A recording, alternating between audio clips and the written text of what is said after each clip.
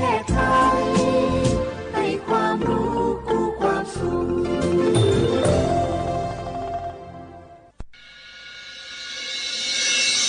สถานีวิทยุกระจายเสียงแห่งประเทศไทยจังหวัดเชียงใหม่ AM 1476 กิโลเฮิรตซ์สถานีวิทยุภาคภาษาชาติพันธุ์แห่งเดียวในประเทศไทยที่มีความทันสมัยเชื่อถือได้สร้างอัตลักษณ์กลุ่มชาติพันธุ์สู่สากล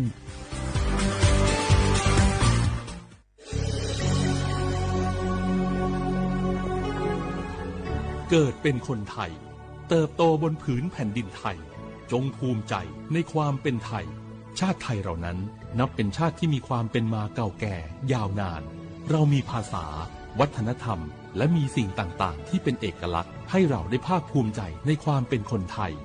เราควรเห็นคุณค่าและมีความรักชาติหวงแหนแผ่นดินอันเป็นมรดกของบรรพชน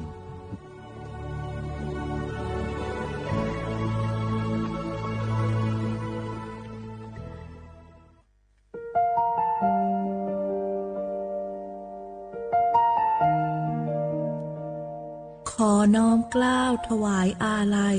สมเด็จพระพันปีหลวงพระแม่แห่งแผ่นดินผู้ทรงเมตตาเหนือเกล้าขอพระองค์เสด็จสู่สวรรคาลัยข้าพระพุทธเจ้าข้าราชการและเจ้าหน้าที่สถานีวิทยุกระจายเสียงแห่งประเทศไทยจังหวัดเชียงใหม่กรมประชาสัมพันธ์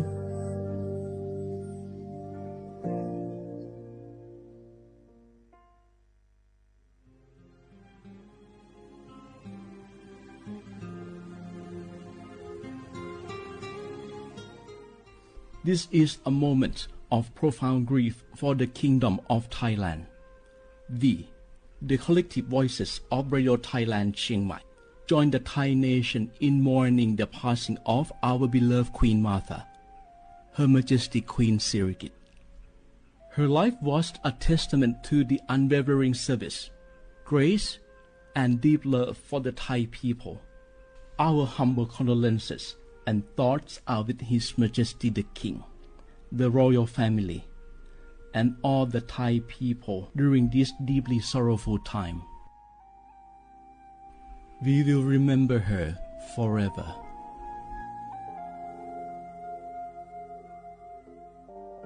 Nga hula huya chote thoka Thai migwe jomo o ilu asa lekai pevita pato nga hu nima luja viyo nga hu mi ve o ilu le mi jomo ve o palu gelo munoma kholo koi peviyo nga hu tega lele ka nga hu mi jomo o ilu tha ha ve o kholo yo tha khatha ka dono che tu yo nga oto le la hu choje ve o ta la hu kho pau se ma nakabo phe viyo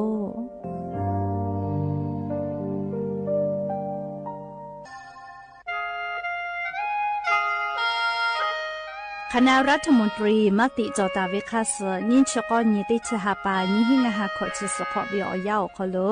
มติจอเลจิชิตาวิคัสงาหุงมียาบะติวิพ่อปะหาจอเชเวงาคือไทมีกขอเชอวิชติภาทะบะติปีแต่กุเลจิชิตาวิคัสมีเวอเลี้ยวค่ามาตราติชิสขลุกุบตาเวงาคือมีอขลุชอตอชลุพ่อเวพระราชบัญญัตินิหิงาหันชิญขอขลุกุบตาวิคัสไทมีกขลุพอลุลาเลเชลามอวิชติภาและทะเบียนประวัติภาคเดเจจอวิชติภาไทยมีกอคโลลุลาตาวิมมีเวอเลี้ยวค่ากฎหมายค่าเสือคาเดลุลาเลเชเพตัวอโปงาคือมีญาติภาษาสถานะคนต่างด้าวเข้าเมืองโดยชอบกฎหมายก็วิบะติภาติปีแต่ก็แลจิชิตาวิโยเปิดตาแลมาตราสือทวิอคโลกโกบุตาเวพระราชบัญญัติสัญชาติมีหิงาหาหิขออคโลกโกบุตาวิแลงาคือไทยมีกอคโลปอวิชอไม่กะอปออิติภาไทยมีกอคโลเชมอและทะเบียนประวัติอคโลบะมาโจเฮวิกาญาติภาแลสัญชาติไทยติภาลอเพวิเจกุทีออติอคโลโลโกสำนักบริหารการทะเบียนกรมการปกครองออติอคโลกาจาจาดาเลกาจาลอยวิเจออกาญูเวตันจาวติภาแลนี่คือทะเบียนประวัติค่าเสืออาเพซานาอคโลอาจุยากาติเวอญอยาอคโลจาลอยเพวิเจนี่ชกอ你的吃哈巴你应该还可吃个可无所的呢。这个里啊，คือไทยนี่ก็คอโลมาติคอรมอนี่ชก็นี่ติชาปานี่หิงาหาขอจิสขอคอโลจีชิตาเวคาเสงาคือมียาบะติพามาจอเฮเวไม่เลกะบะมาจอกะไทยนี่ก็คอโลเซเชเพตุเวบะติพาติปีแต่ก็แลจีชิตาเวคาเสติปอก็อยู่เวลาเลนอลาวิโยแม่งาคือเจ้าวัดจิใหม่ออกข้อต่อก่อตีออกคอโลโฆษณาติผาคือกาเวลโกจ้าดาลาเพวิโยอลโกงาคือจิใหม่ออกคอโลเวสถานีวิทยุกระจายเสียงแห่งประเทศไทยจังหวัดจิใหม่แลออกข้อต่อเวสายาติผาสู่ไกเวกาวูจ้านอคือและโฆษณาติผาคือกาเวลโกจ้าดาคือโทรศัพท์นำบัตรแม่0 5 แซนี่4ขอ0ขอฮีไม่เฮเลกะ0ก้อนี่อ้อขอฮีงาสกอโทรศัพท์นบะชเวทะจ้าดะและโฆษณาติภากุลาเพดิโย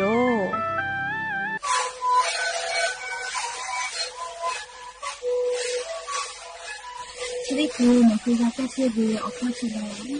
และบุคคลก็คือออกทีจังหวัดที่ไหนเอ็นนบะเต็งที่โอหาสุดที่คือเฮเล่นเล่นหลักเอาพ่อเอายาก็ใช้ได้นานดูแลได้ชิ้นนานเล่นเกิดไปเอายาที่มันใช้แต่แล้วก็มันชอบพยายเล่นเล่นลักหูคอก็ช่วยดีและงานลักหูคอก็ช่วยส่งมาในครอบครัวในดีโย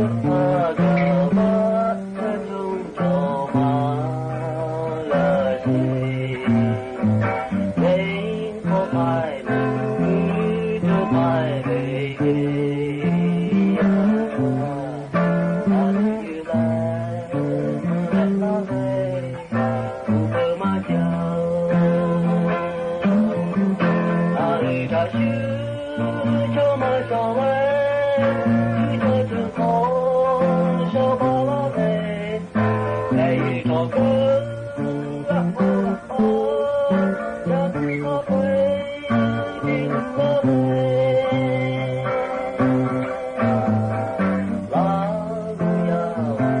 cho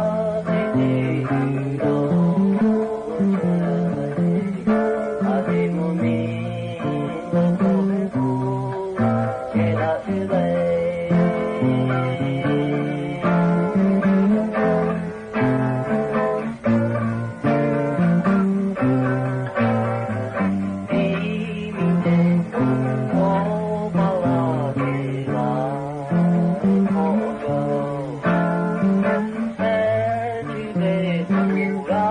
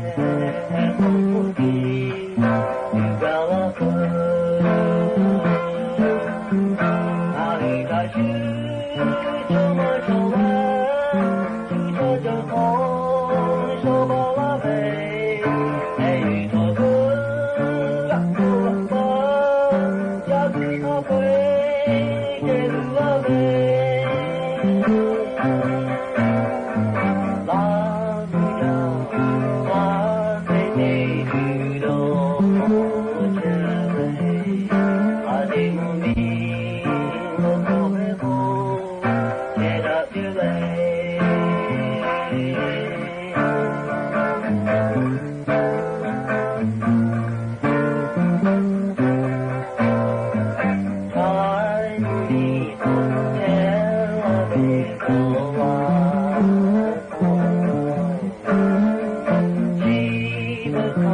lỡ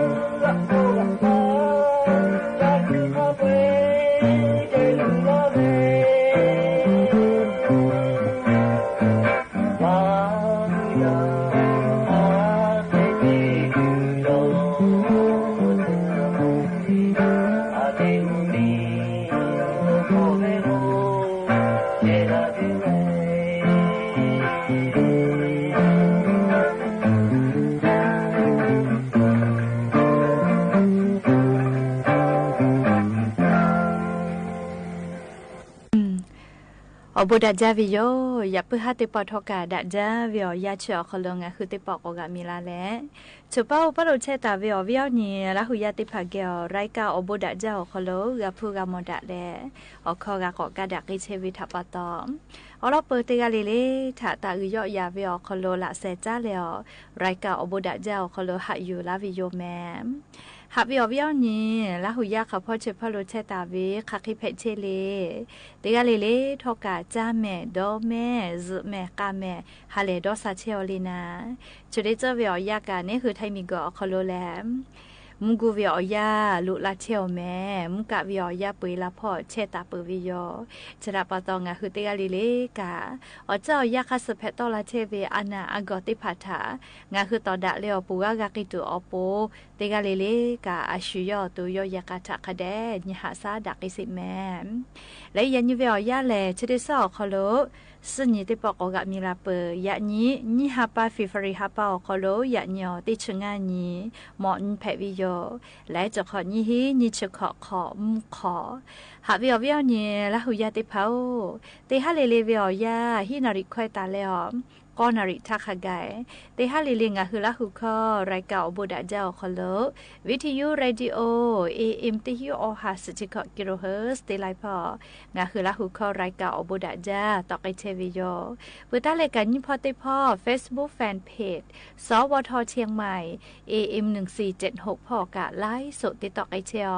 งะคือละหุยาติภาคาพ่อซาพ่อจกอุพ่อพอนาและนี่คือละหุชจิตาโอกาปิดักไอแพวิโยและยันยิเวอยากาชดิซอคโลแลซึ่งยิติปอกกะมีลาปุวิทัปตองะคือละหุยาติกาเลกาลีอาชุยอยากาทาอยากะเดปิแมยากาคโลจอดาหอดาปุวิทยาทากาจากาดอเชซาจอซาฮาเลดอซาและเล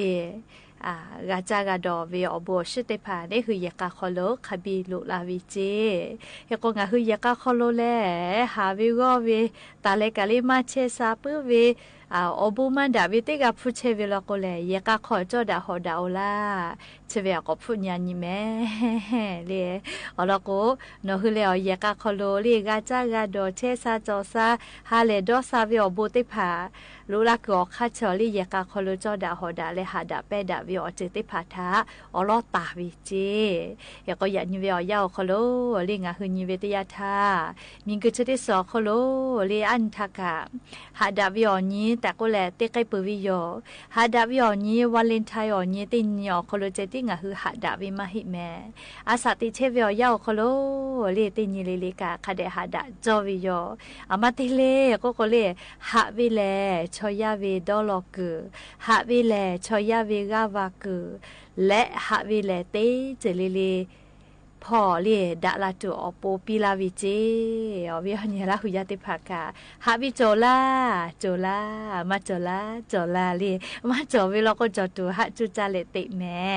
เฮก็ยานิเวอยากาชุนิเพเวเลเฮก็ยืจาวิยากาคโลจอดาฮอดากาตุวิเลติกานากาดาวิเลนาอุเตดาอยาปิดากาเวจะได้ผาเจอายุจาเวยากาขอคำหาดาก็กาเลมานากาดาเวเลมานากาดาเวมาก็อยาปิดามากาวิทยาทายากาคโลเลจอดาหอดาหาดาเปดาวิจะได้ผาย่อยวิโยแม่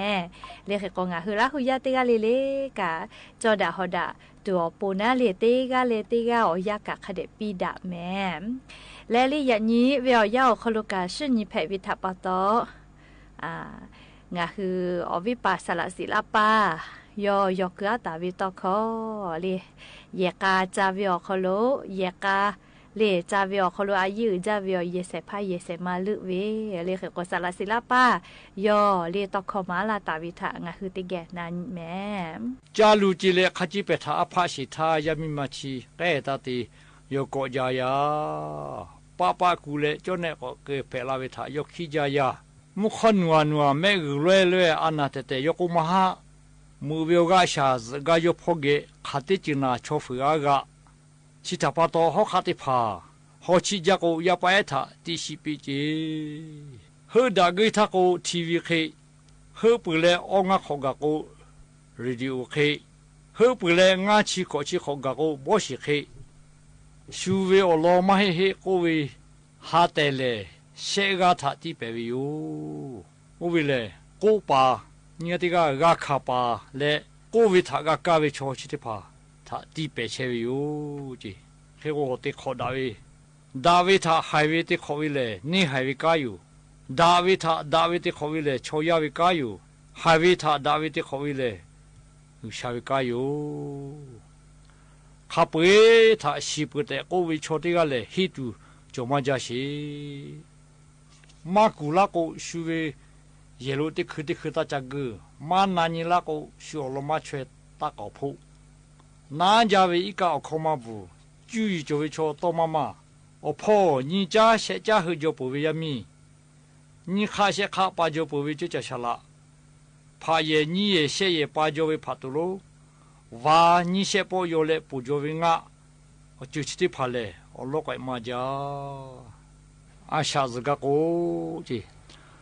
สวีเตหะจืจ้าซละโกเปกอยู่อีสีเตหะจืจ้าซละโกโมฟโกสกุเตหะจืจ้าซละโกฟาปูฟชีวิเชจืปอดาโกโนอาชาซยูอาชาซกะมาเชชาโกเชปโตเชชาจอชาตูโนเชชาตูอาจิจิจาโมเชชาโกอัตมาติจิตาโตโอปูลุตาติฮัทกะฮาเลปุปิอาชาติวิธานิมาปุชิยาคาโนขามากาจากาโดเลขามากาบุเอเดกะนิชิเชชิไทวิเยทากาเชเลจุยมายีขันชิตาโอกะโนมาเชชาโกอะคิลิโยเชปโตดาเวจาตุเล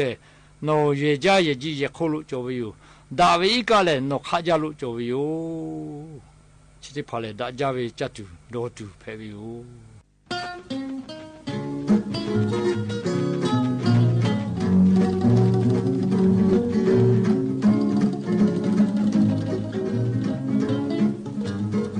ラフマオアデロニノキジェディタテチェロプジャコガテブベジュジャレチョタジェジャメアデロニアユジャ阿姆的河那卡西黑塔个不要乌嘛，拉胡嘛乌，我婆家姑，马家西塔个哦罗罗尼们，罗布家姑，阿的罗尼，伊米梅布，叽叽托布。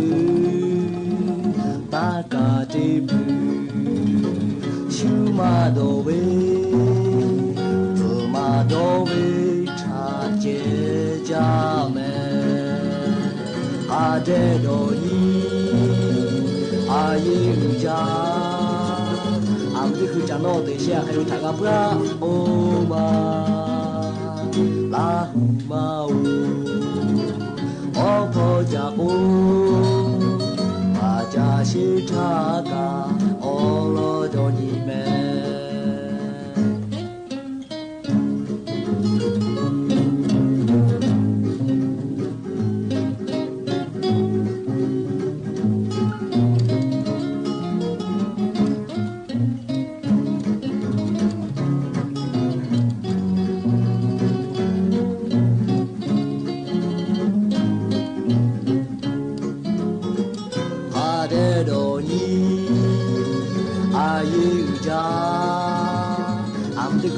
下还有这个布拉胡嘛，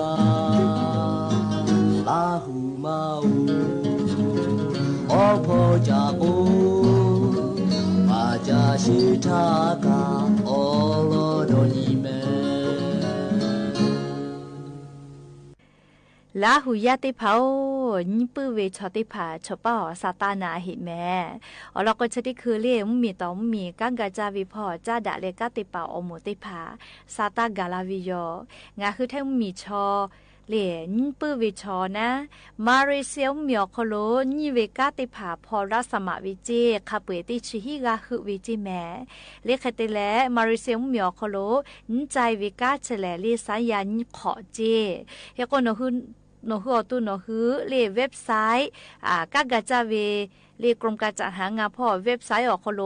สมัครเพจวิจิยันตาเลติชกอยินฮาปาฟิฟรีฮาปายิหิงหาขอชกอขอวิอยาชอโคโลหนูค่ะหนูเว็บไซต์เลกรมการจัดหางานพ่อลุยและสมัครเพจวิจิออกผู้กามาปุจิแม่งาหือมีอโคโลเลนางสาวอายารินพันธริศเหลี่ยรองโฆษกประจำสำนักนายกรัฐมนตรีย่อลอสาตาติผาปิกาลาวิแลจุยารัฐบากางาคือไทยมีชอชุมุชุมยอโคโลกังกาใจวิชดิผาถาจ้าดากอดาปีเชวิจิเรียกก็งาคือไทยมีชอกาชุมยอกากากาใจกว่าพุชติผากามากกาจากาดอวิหาวิโกวิติผาทกาเคลาวิโยยก็จะได้ปอวิอยามาริเซียมยอโคโลนี่เวเลียกาติผาติเวนะนี่เวกาเลียยามีมาติผาไทยมีชอติชิฮิกาลาสมาวิจิติปอกไกวิชอสัญญาจ้างนาลินขอจิแม่ยก็ยันตาเลติชก็ยินฮาปาฟิฟรีฮาปาวิอยาชอโคโลเว็บไซต์กรมการจัดหางานอโคโลโนฮือลุยเลจะสมัยเพวิจิฮาปาฟุลโกเลียมาริเซียมมีเวพูนาเลียเซฮีเซฮาริกิจิแมเลียติฮาปาเวียนะเฮโกไทฟุสอลโกนี่มืองาฮีนี่ชนี่บะคิกาวิจิติฮาปาเวียเฮโกโนฮือเลก้าอลึกอติวิลกุกากาคือจอวิจิติชโมเวียนชงาริกิกว่าตินิเวียนาเลียไลบักอกาฮิโลเมเลียเฮโกชดิปอเวียยาฮักกอติเชกอติจะโปเกกอเวกาเลียบริษัทจัดหางานยอติปอติตอลาวิจิเฮโกจันนาจักอปุวิลกุกาเลียอาจุยารัฐบาลมาริเซียมมิโอเวปกติผาตีลาวิจวิเจเลขก็ยามีมาอาสันชติขอตาเลออชอขอโคโลวิเจพอหาอยู่วิเจเฮกอตีกาเลไกเพมาเฮลีนี่เวพอฮิออตาวิโยวิกาเตหังชชโมโคฮิออวิติผากาเพวิเจออกาซาดาเวอานามาจวิติผากาเพวิเจเลขก็จะกางาคือไทยมีชอยามีมาติผามาเรเซียมมีอโคโลนี่เวกาพอเลลาสมาวิเจแต่ก็แลยันตาเลติชกอยินฮาปาฟิฟรีฮาปาวิอยักขกายพอเลลาสมาวิเจแต่ก็แลงาคือลาหุยติพัทธาอลอสาตาติผาปีลาวิโยแม่และอย่าเพื่อให้ติปออยู่เวลาตาวิสาตาอลอติผาจะกิไม่จะได้โยแม่ลูลาเลกากาพอนาเลอโอกาปิลาเชเวงาคือลาหุยติกาเลเลกาอบูจาแม่ติกาเลเลแม่กาแม่เชซาจอซาฮาเลดอซาเลดาวิเยกาหะดาวิเยกาเพปิแม่อบูจา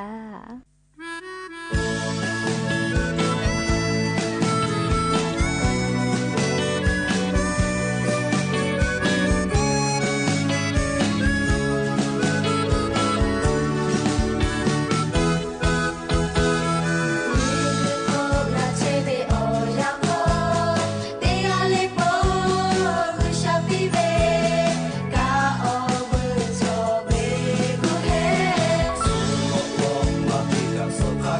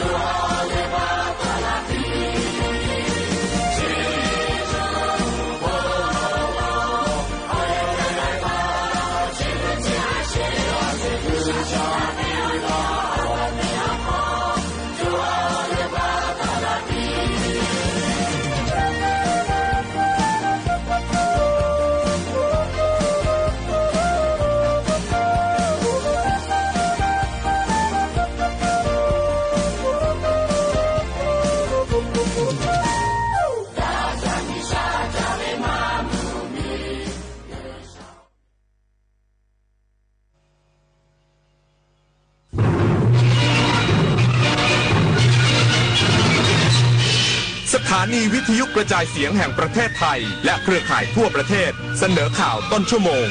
รู้เร็วรู้จริงเกาะติดทุกสถานการณ์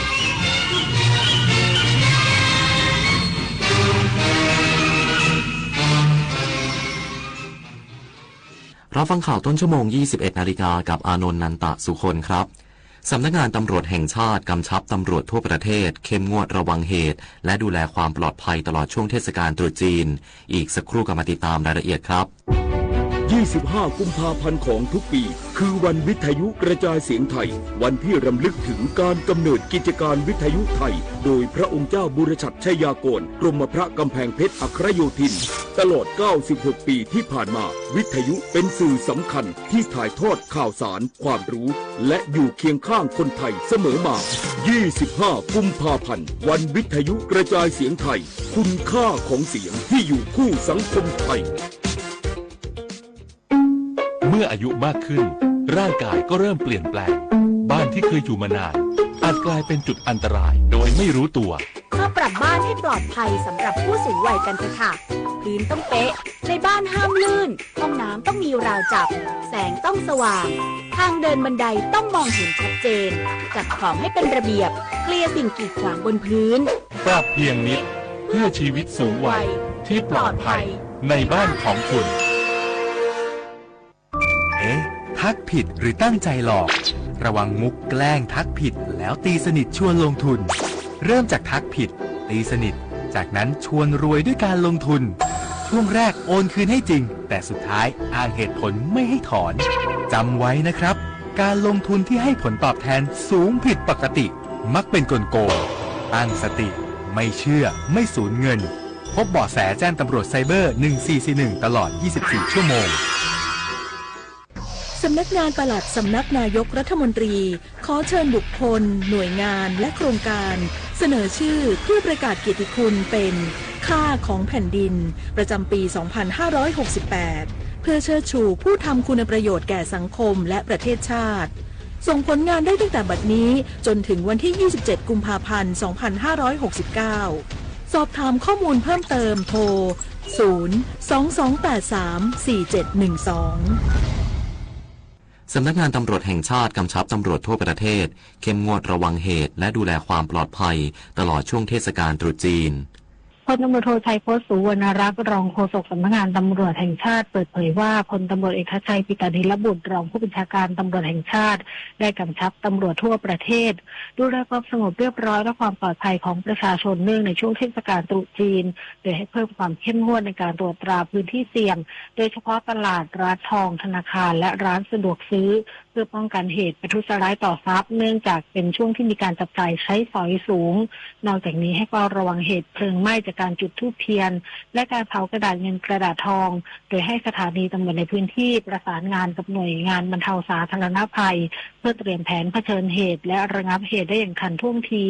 ตลอดจนจัดกำลังสายตรวจลงพื้นที่ดูแลความปลอดภัยตามสถานที่ท่องเที่ยวสำคัญรวมถึงย่านที่พักอาศัยของประชาชนชาวไทยเชื้อสายจีนซึ่งอาจมีการปิดบ้านพักอาศัยเพื่อเดินทางท่องเที่ยวเพื่อป้องกันการโจรกรรมทรัพย์สินและการก่อเหตุในเคหสถานนอกจากนี้ยังได้สั่งการให้เพิ่มความเข้มงวดในการสกัดกั้นสิ่งผิดกฎหมายทุกรูปแบบที่อาจฉวยโอกาสลักลอบกระทำความผิดในช่วงเทศกาลจุฬาภาครักษาพันธ์รายงาน จังหวัดสงขลาประกาศให้วันที่ 17 กุมภาพันธ์นี้เป็นวันหยุดราชการของจังหวัดเนื่องในเทศกาลตรุษจีนตามมติคณะรัฐมนตรีนางสาวลลิดาเพลิดวิวัฒนารองโฆษกประจำสำนักนายกรัฐมนตรีเปิดเผยว่าตามมติคณะรัฐมนตรีเมื่อวันที่ 13 สิงหาคม 2556 และประกาศให้สำนักนายกรัฐมนตรีเรื่องกำหนดเวลาทำงานและวันหยุดราชการ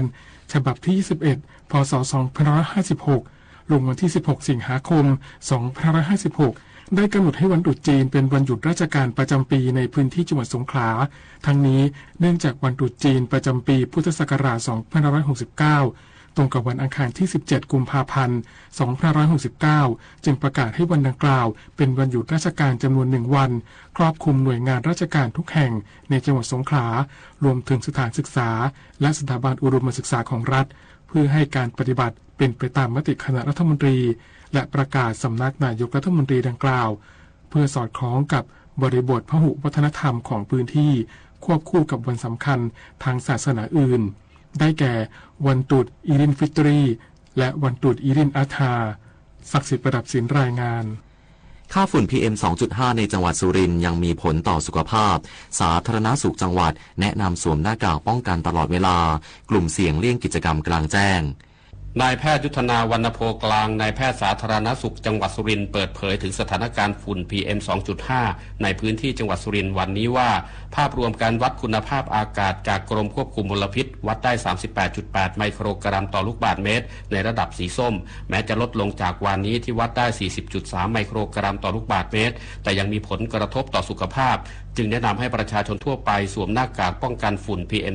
2.5 พร้อมจำกัดระยะเวลาการทำกิจกรรมกลางแจ้งและสังเกตอาการผิดปกติเช่นไอหายใจลำบากระคายเคืองตาส่วนประชาชนกลุ่มเสี่ยงได้แก่เด็กผู้สูงอายุสตรีตั้งครรภ์ผู้ที่มีโรคประจำตัวและผู้ที่ทำงานทำกิจกรรมในที่โล่งแจ้งให้หลีกเลี่ยงกิจกรรมกลางแจ้งสวมหน้ากากป้องกันฝุ่นพกยาประจำตัวและอุปกรณ์ที่จำเป็นให้พร้อมหากมีอาการผิดปกติให้รีบไปพบแพทย์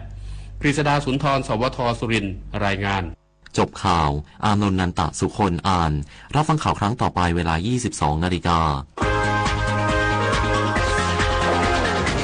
ติดตามข่าวที่นำเสนอไปแล้วได้ที่ www.thainews.prd.go.th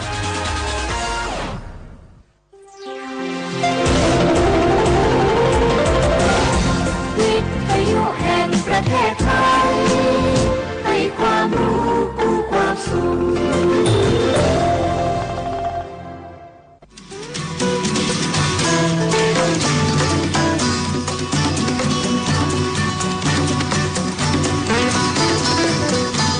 บนเส้นทางของถนนสายนี้เรามีบทเพลงเพื่อชีวิตดนตรีกวีศิลปะวัฒนธรรมวรรณกรรมมาฝากคุณทุกวันเสาร์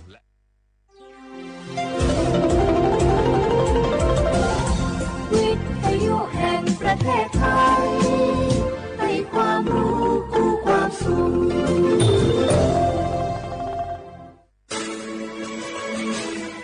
สถานีวิทยุกระจายเสียงแห่งประเทศไทยจังหวัดเชียงใหม่ AM 1476 กิโลเฮิรตซ์สถานีวิทยุภาคภาษาชาติพันธุ์แห่งเดียวในประเทศไทยที่มีความทันสมัยเชื่อถือได้สร้างอัตลักษณ์กลุ่มชาติพันธุ์สู่สากล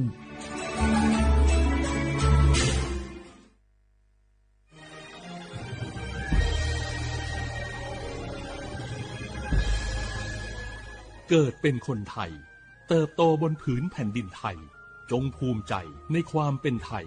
ชาติไทยเรานั้นนับเป็นชาติที่มีความเป็นมาเก่าแก่ยาวนานเรามีภาษาวัฒนธรรมและมีสิ่งต่างๆที่เป็นเอกลักษณ์ให้เราได้ภาคภูมิใจในความเป็นคนไทย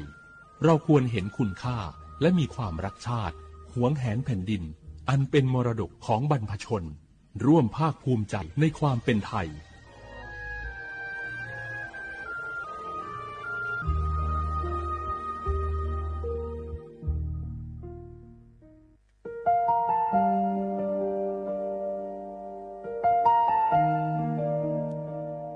ขอน้อมเกล้าถวายอาลัยสมเด็จพระพันปีหลวงพระแม่แห่งแผ่นดินผู้ทรงเมตตาเหนือเกล้า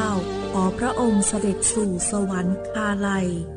ข้าพระพุทธเจ้า ข้าราชการและเจ้าหน้าที่สถานีวิทยุกระจายเสียงแห่งประเทศไทยจังหวัดเชียงใหม่กรมประชาสัมพันธ์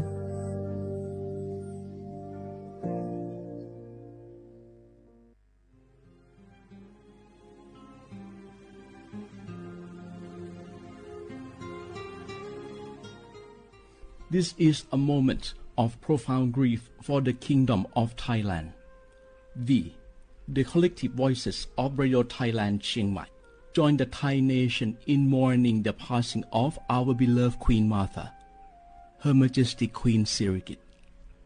Her life was a testament to the unwavering service, grace, and deep love for the Thai people. Our humble condolences and thoughts are with His Majesty the King, the royal family,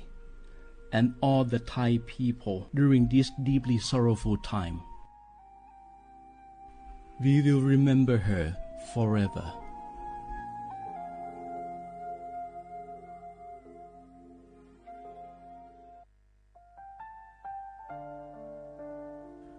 อาเดือไทยมิขอสองผาอามาสมเด็จพระนางเจ้าสิริกิติ์พระบรมราชินีนาถพระบรมราชชนนีพันปีหลวงควยตาโอดาเลียกาชายันดาชอเนมาอายออามามิขอเปียวเนไทยมิขอกะดูอาคาชอเจอกะดูเงเกเนลาหมายแอจิเชนีถามิเนนือมาละเควมาเงเลเชญาเธอมิเนอาดิมาโยหานาลูอายองเนเกเนโยเยบอเนมาอีนอายอมโดอาดิเนโรเอียเนควยตาโอดาเลมิเนนือมาเนสาวเนวอจอจอยเรญาอาดิมาโยหานาลูอายองนือมาละเควโยจอนาลูเนเกเนโยเยบอชอเนมางามาอาเขาชดเจอโยกานาลู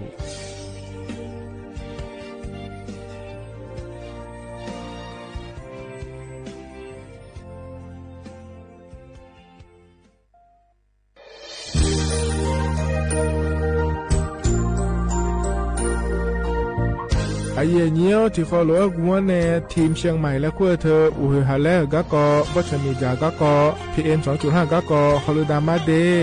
ไอเยี่นี้มีจาโดโมนะทางศูนย์อเมริกันและแก้ไขปัญหาไฟป่าหมอกควันและฝุ่นละอองจังหวัดเชียงใหม่ละเพื่อนากาซาโบจะมีงาซุ้มตีงีเย่จะมีเยียงจังเลยงานไม่เดเจ้ามาเมื่อฮอปาย้อนยุ่มได้ยังอาเดเย่เนียวทางปชมีจาอุหาเลฮอนเนพีเอ็น2.5 กะกอฮอลูดาอากกะมาคาทางแอปพลิเคชันไฟดีและขั้วปาเนออนุมายานะมีจามาบิเคเจเดอันอายามก็ดูนะขอนี้อันตีบาลาติเสียในอันสมเชติบาลางาซีอาคนยิพังหายาโกช่วยกันนี้อาส่วนมาขาจะบ่อนายย่อไปยุบ่อยเจเดเหมือนในสำนักงานประชาสัมพันธ์จังหวัดเชียงใหม่และที่ฟอลโล่กุมะมือดาลานยานีทีมเชียงใหม่และขั้วเธอที่ฟอลโล่เกิดดามาเดเธอมีเนที่ยิที่โบกานือกามาพาย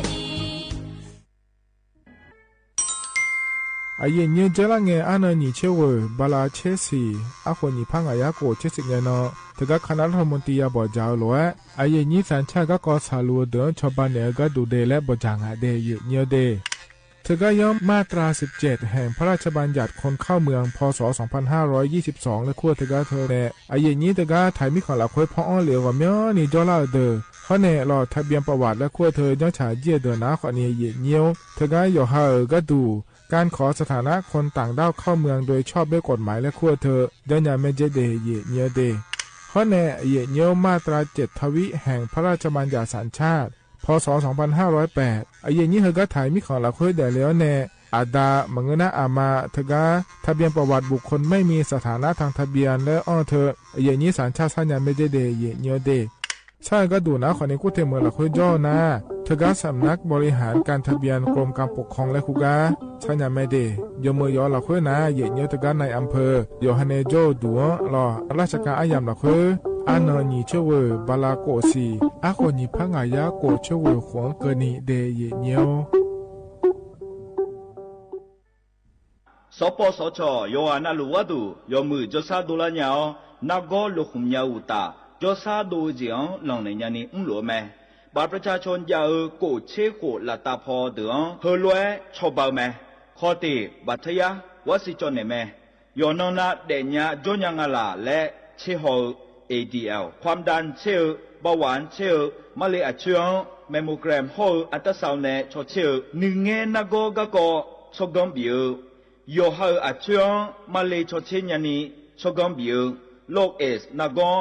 มาทุจีคุยฮอลทุจีรามิชาอายุยายังและทุเมลสิญญาเจมอนาสปสชติซุ่มจำยอสปสชเขต1เชียงใหม่นากาจำยองาซุ่มนี่เยงาซุ่มงาปโยดามโอเดนากาตีโกจำยอนึมานากอนาลูเดนากาติซุ่มนี่ซุ่มโยกานาลูกาตุเมเด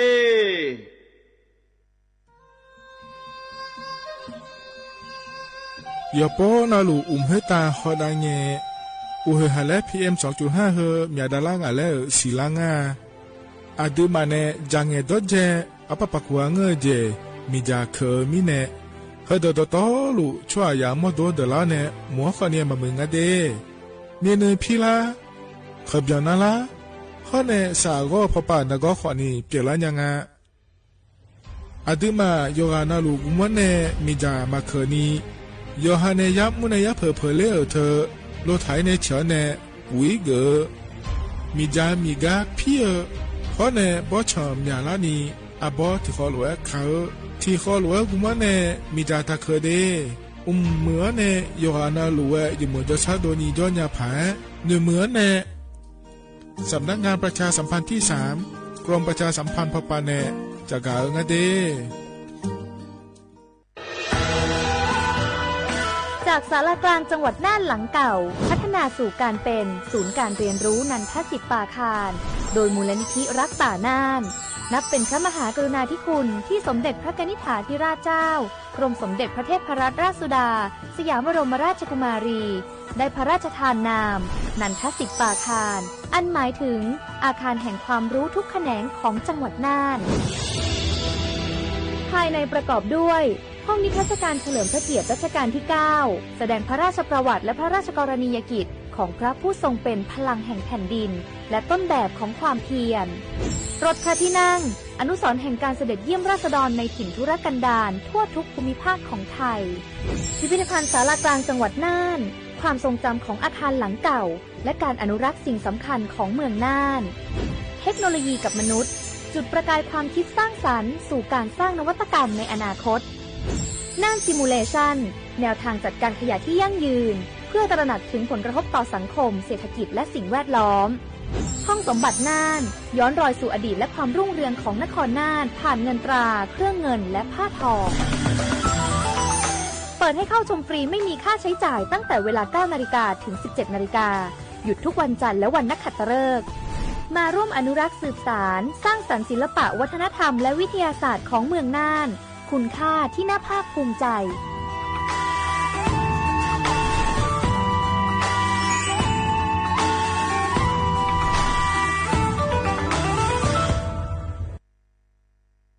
ข้าชอแม่นู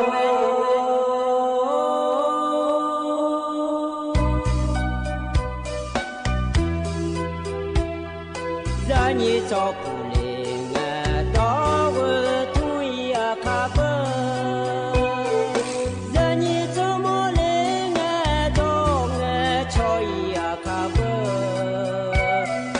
ชอพามาสิจอชาโล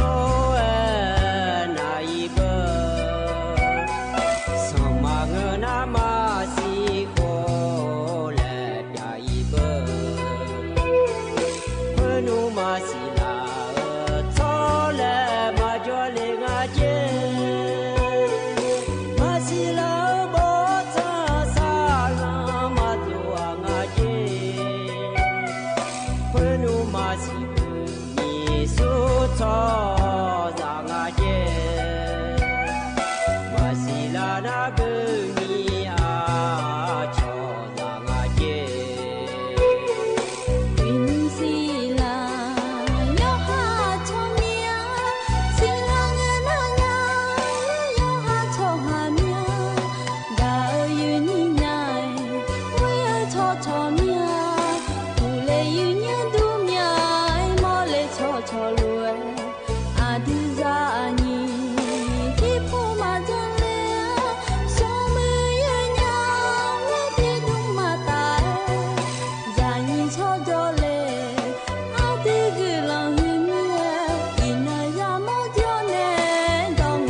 ตามมาเฮ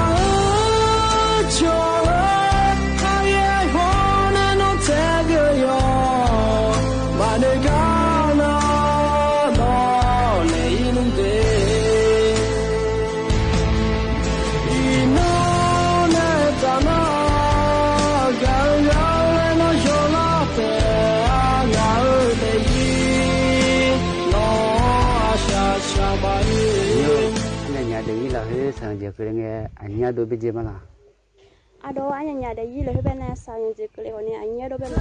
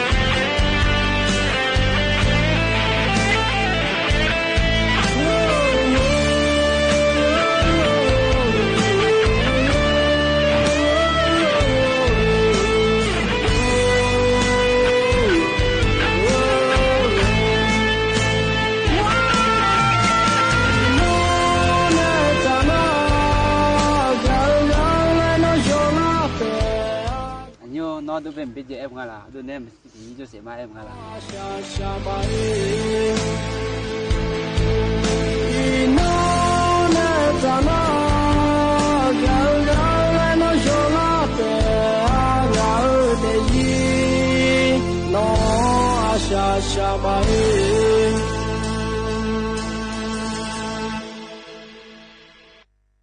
hay đồ chơi bún dừa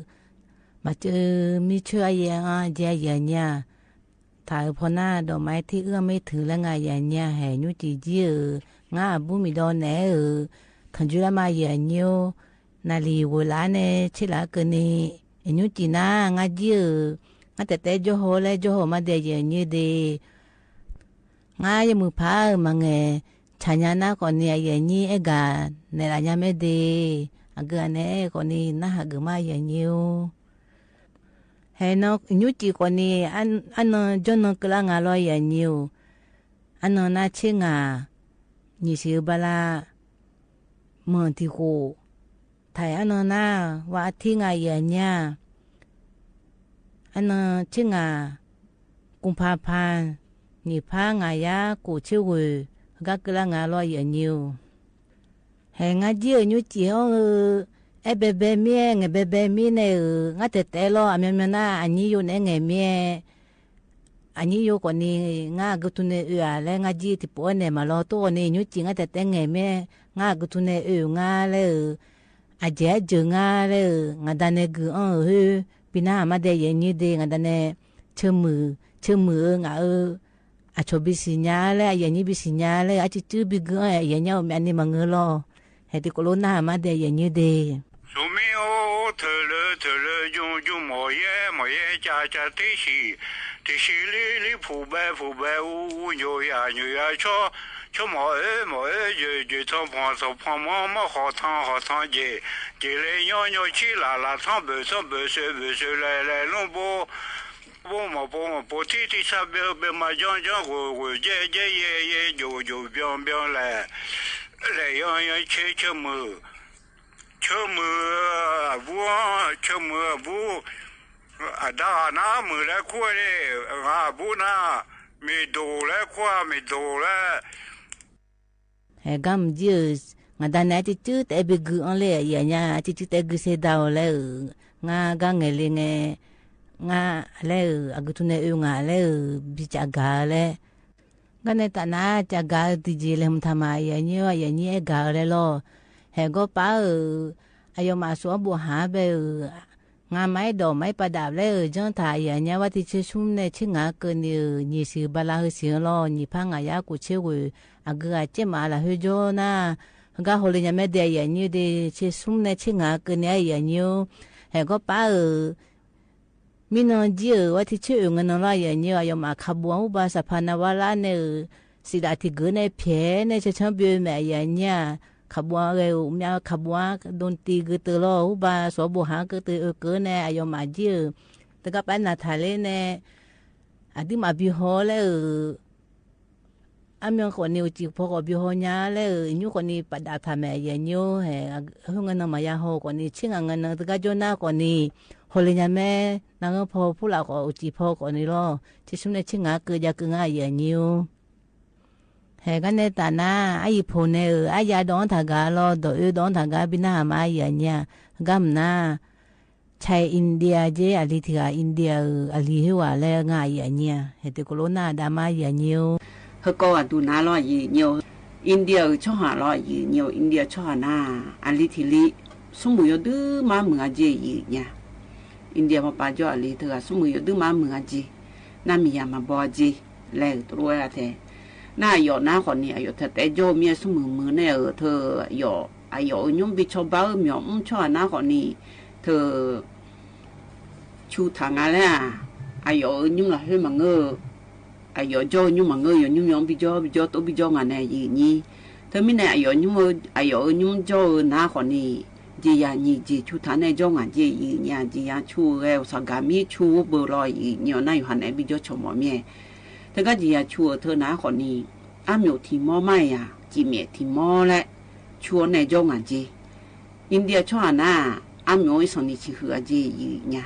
อันน่ะจีเมียคนนี้จีเมียคนนี้อเมียอยู่หาชูหมอมีชูงานเนี่ยยี่เธอมีเนี่ยชูน้าเบอร์อายุอีกข้อมันยาจอนเนี่ยอีโดนาลอเมียมีอีโดนาเบอร์อุศปานาเบอร์อาเมียก็กระต่อท่าจีเมียก็กระต่อท่าเนี่ยอีโดจียี่เนี่ยน่าเธออายุมาจอนอีโดจนาเบอร์อาเมียเบอร์ช่วยยังดูแม่เนี่ยยี่อาจารย์เนี่ยยมือพาของเรากระต่อเนี่ยเขายกกระต่อถ่าเธอหน้าคนนี้เพื่อเนี่ยหังเงยจีรับเปียลาซาจีอังกฤษจีจะยาหน้าคนนี้เปียจ่าแล้วก็เธออีกคนหลายพี่ว่ายมือยเสียยาบะแหล่ยุ่งพอปากไอ้คนได้เลยไงคนนี้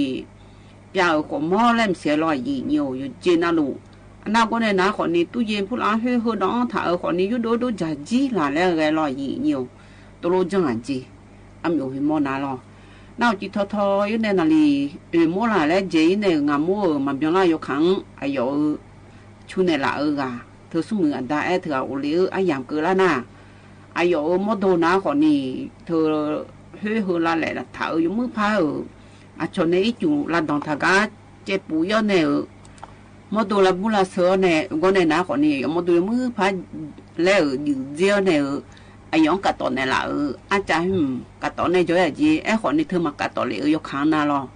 จีเมียมอเพย์งานจีเนี่ยจีเมียมอเพย์น่ะฮังเกอร์จีอายุเนี่ยละเปียละเลยขนมตัวไว้ละเปียละเลยเธออยู่จีเมียให้แม่所以俺这一呀，所以那不。所来所个那不几面偏那不有么多不学那路就那不那来木怕有哈就那啊有个多那就来俺这那个那不也生啊我这一呀也生啊我那一看我个人那行呀路来要边要啥要接那路他都也不然当他个你不都叫那都路讲俺这一呀那他来nhung papa họ đã lấy ngày nhung họ ba cái tôi lo bây giờ thảo có món lấy lo hơi hơi có bộ thảo có món lấy đây lo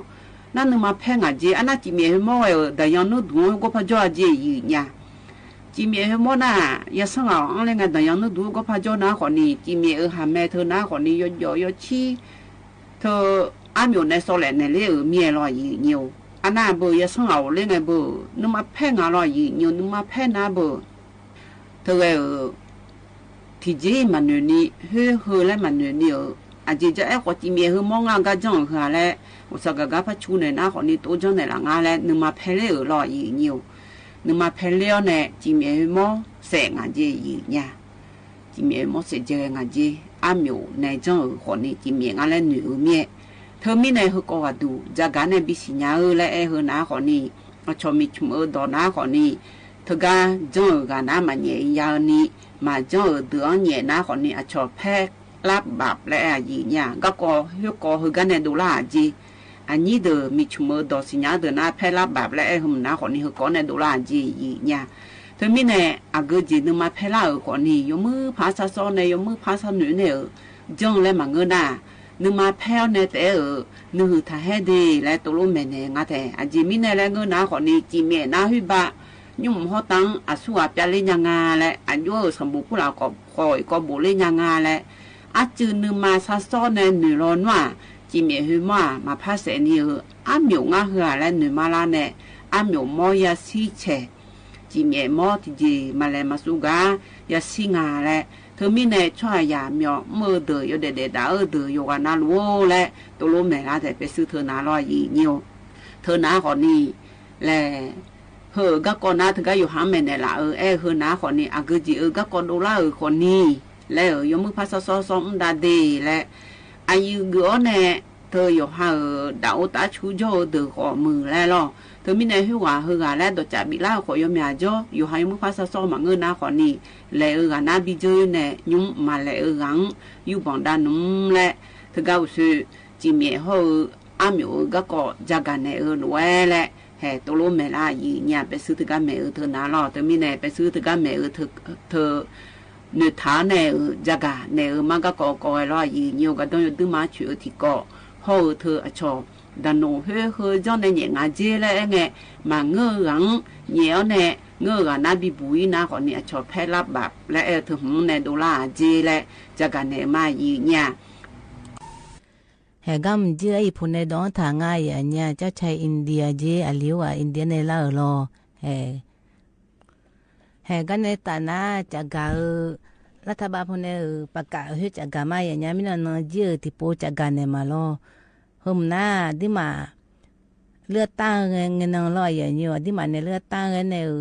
ดิมานายกมันอยากบิกเลยโดนเนื้อมันเยี่ยเลยก็เกินยังไงอย่างเนี้ยแล้วอายามร้อยอย่างยูโรเลยก็ติโปติ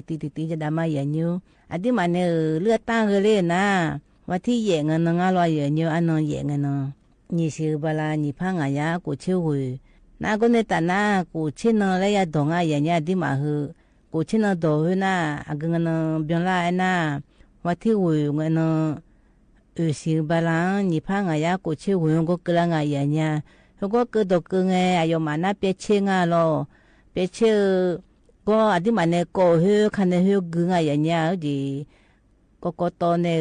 ละท้ายเนี่ยกึ่งหน้าก็ไปละบังอาโลมาละบังอาโลแล้วเยอะๆงั้นล่ะแล้วเปียเชื่องาลออย่างเงี้ยเขาก็เนี่ยเปียเชื่อเนี่ย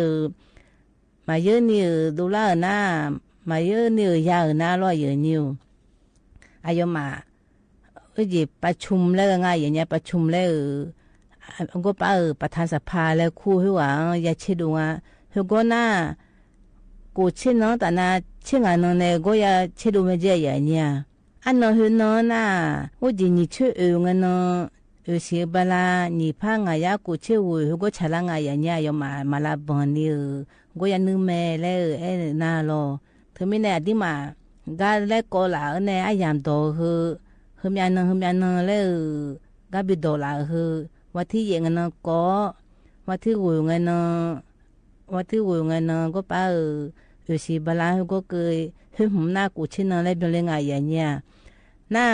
ว่าที่นี่ชื่อชีบลานี่พังอายากูเชื่อว่าฮูก็น่าและประธานและประชุมเนี่ยอายุมาประชุมเนี่ยประธานเลยฮูเงินอายุมาเชื่อกลางอย่างเนี้ยประธานเชื่อเราฮูเงินกลางเฮ้ยคนเนี่ยอย่างนี้จากการเนี่ยมาดิมาเนี่ยก็คือนายกเงินอย่าไปเลี้ยเลยรออย่างนี้คือคนนี้เลี้ยมฐานเนี่ยอย่างนี้จากการเนี่ยมาได้อย่างนี้ดีเฮ้ยกันในตอนนั้นดอชาบินามาอย่างนี้ดอชาติบิมโล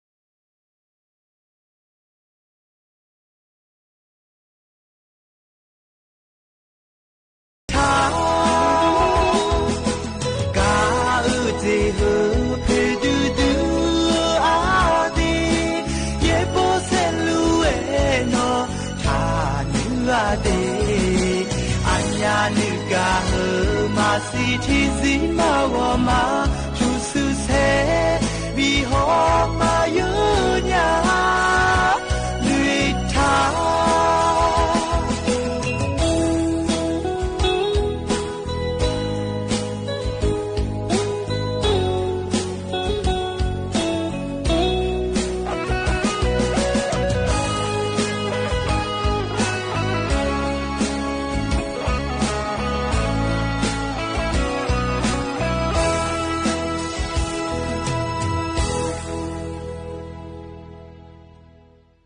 ดเช้าบิมเจือนึกถ้าแล้วไงอย่างเงี้ยจำไว้แล้วดช่างไงดิน่ามือเนี่ยลอยอย่างเดียวก็เจือจังกาถิ่มปัจจังเสียอย่างเดียวอดีมาลอยอยู่หาหมดงหอซาดาลอยอย่างเดียวกำน้าอายุไว้เนี่ยอดีมาโลกกระดูกพรุงเลยมาบีบเจอล่าเลยไงอย่างเงี้ยอดีมา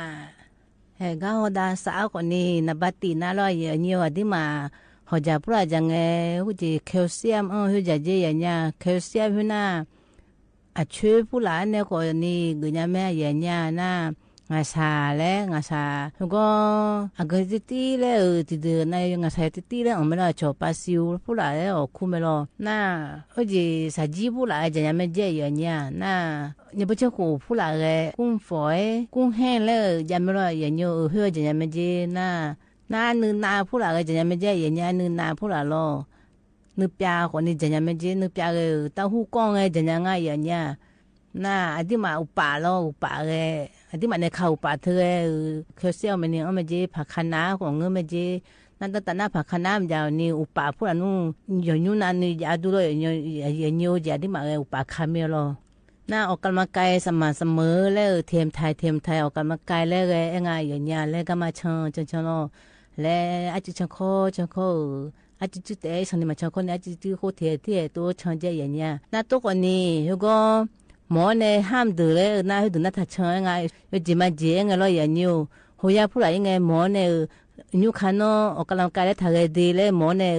ตัวเนี่ยน่าให้ดูน่ามายาจังอะไรอย่างนี้ดีจนเนี่ยหมอเนี่ยแล้วทำไม่รอน่าที่มาแล้วอยู่นานๆเราอย่างนี้น่าทัดจังเลยแล้วสันนิกามูที่พูดจะโตแล้วทุ่มไปเลยอย่างนี้คุณน่าทัดจังเลยอย่างเงี้ยอันที่มาเธอที่ปนน่าจะโตแล้วทุลังที่ปนน่าแล้วบื้อแล้วเลยไม่รออย่างเงี้ยตัวน่าอันที่มาจีมายาจังอะไรน่าเมียวสันนิของทับบาแล้วน่าอย่างเงี้ยเนี่ยติน่าอุศพอรออย่างนี้แล้วน่าใช่สันนิมาจุกละเฮ้ยอันที่มาจือแล้วรอรอจือน่าใช่อุศพเฮ้ยรออย่างนี้อุศพน่าใช่เฮ้ยรอเฮ้ยจือรอแล้วบุหรี่คนนี้ถัดดอจีบันนี้ถัดดอแล้วน่ากาแฟดอดึกคนนี้กาแฟสันนิถัดดอแล้วอาจจะแต่ยาบิกาคาลิงอร่อยอย่างนี้สันนิมาดอนี่น่าอย่างผู้หลักเลยอยู่หายเยอะเนี่ยมายาจาราเจียอย่างเงี้ยอย่างจีมิเนี่ยน่าที่ปนาก็ไปสารสตีลอยแล้วผู้หลักอย่างเงี้ยที่มิเนี่ยเฮ้ยที่มาเจียยังอ่ะรออยู่หายเยอะจ่าที่น่ามาเหมือนมาลน่าหมอเนี่ยนี่ละรู้หมอเนี่ยรู้จ่าเลยบิลาหุ่นพามาแม่อย่างเงี้ยที่เดินน่ะโรคประจำตัวแล้วเดินน่ะดูน่ะคนนี้หมอเนี่ยกายน่าหางอย่างนิ้วอยู่ฮะเราหมอแพทย์ประจำตัวแล้วกายน่าหางอย่างนิ้วอยู่ฮะแต่ไม่ย้ายเจนนี่หรอคนนี้รออย่างนิ้วที่มาโรคกระดูกพรุงเลยมาบีบอยู่แล้วอยู่ฮะบีหอดาวแล้วรอก็ในตาหน้าดชาที่พิมพ์บินามาอย่างนิ้วดชาบิมนาอโดและอย่างเงี้ยที่ลาเลยรอก็ชากเจืออันนี้น้องเบนและคุงอย่างเงี้ยโบนิดาเลยรอแต่โคโรนาดามาอย่างนี้ดู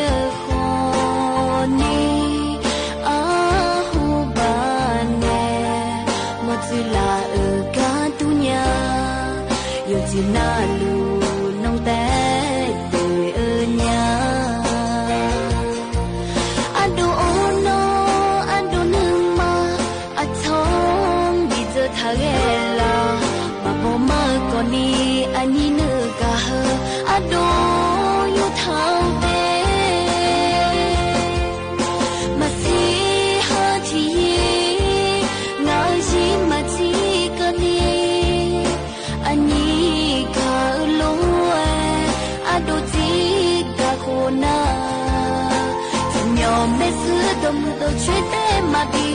女他路爱他路那呀那个河马我一别在听马比呀拍只要拍你只要我走呢啊都no呢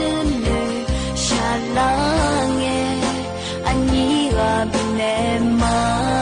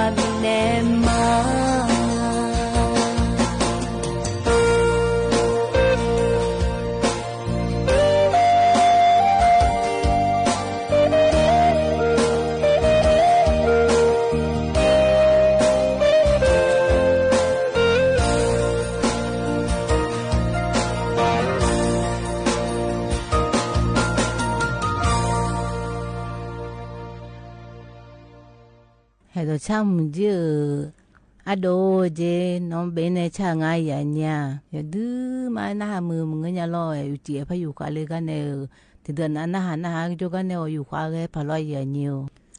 hả nhà mà chỉ có là ngay vậy nhiều như chị na cái này na vậy mà cái nhà chứ chỉ là hơn na cái nhà cái bên na mà vậy nhiều như chị na đủ thầm mà mà nếu mua là nhà lên này đi lên nó đi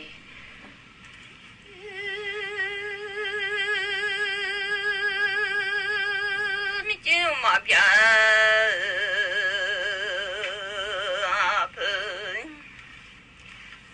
ra lô đeo bữa đó sang nhà lo hoa như soi nó là cái chơi ngã chạy lên như nhà thì nó mình sẽ ra bộ mà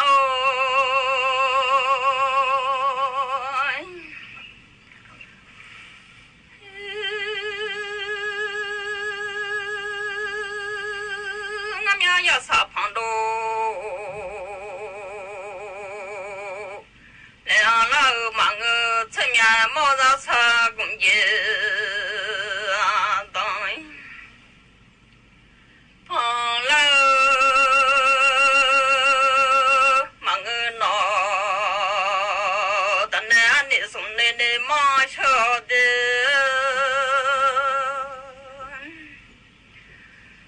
anh tự là khá cái đó bộ mà anh em mà sao rồi là khá cái con nó phổ khử là như thì dung cái đó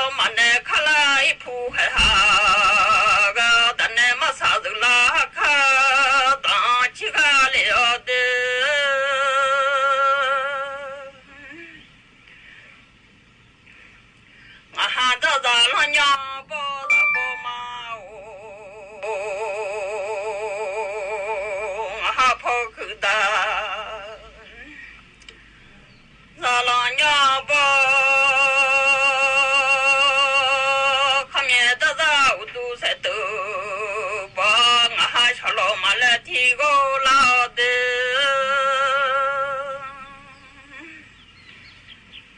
มหาชาโลมาละทีโกลังลอนูชาโลยะสงอาชอแต่หูมังมาชาโลยะสงอาชอเป็นนากากาเลนลอยะว่ามีมือกา从阳的来了咋不嘛？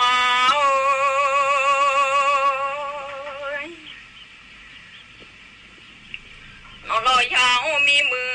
个，那老叫从阳，我刚把那个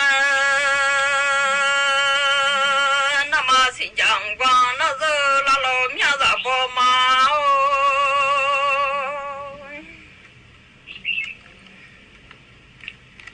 那么是家，我能，是啷个，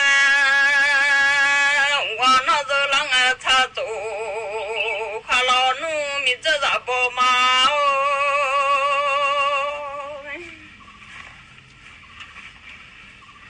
那么是家。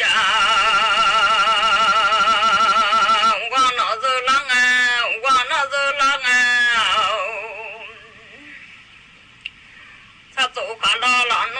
盆呢也看了上的，完了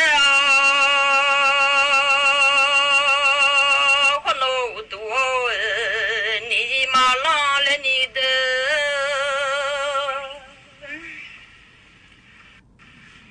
什么帮你妈哇？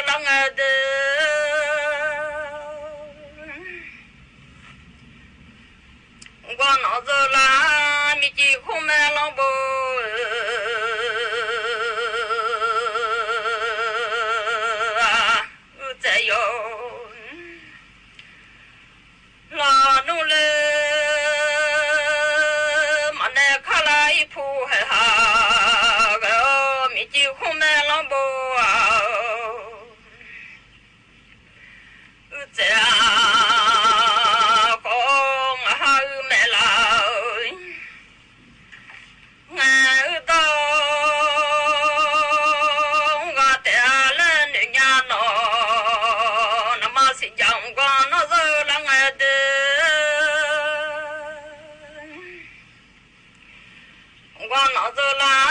มีจีคุ้มแมงลองโบ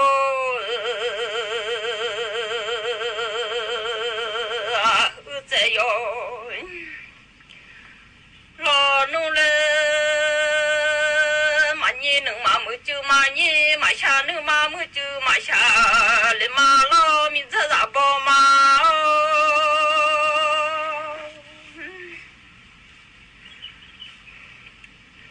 บุโดอยู่ซอยน้อยนอนแต่ยังเงาจะบอมา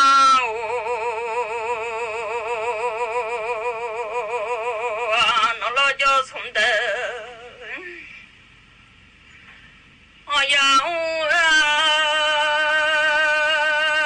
那么谁家弄啊？我那是啷个的？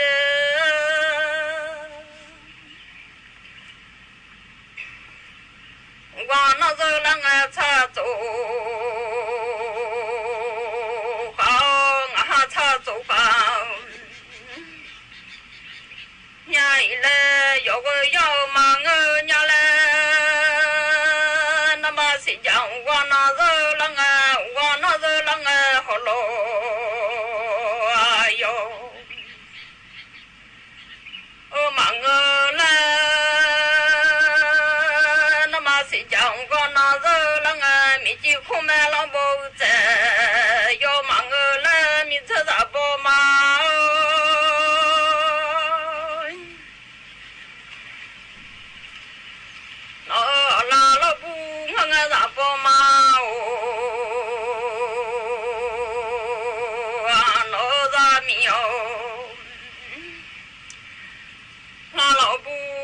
就从的养啊，那老养就从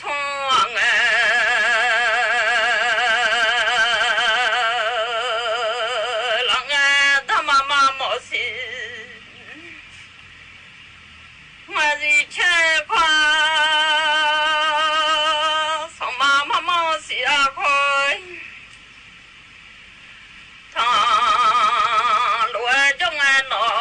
我他妈个。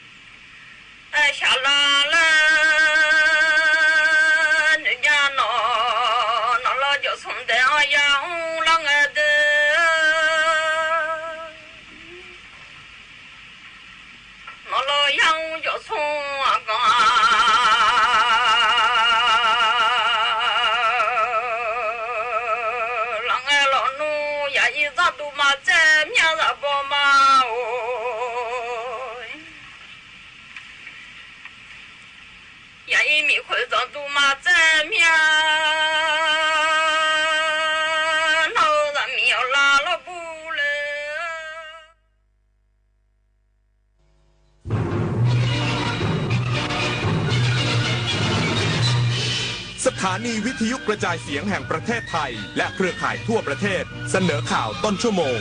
รู้เร็วรู้จริงเกาะติดทุกสถานการณ์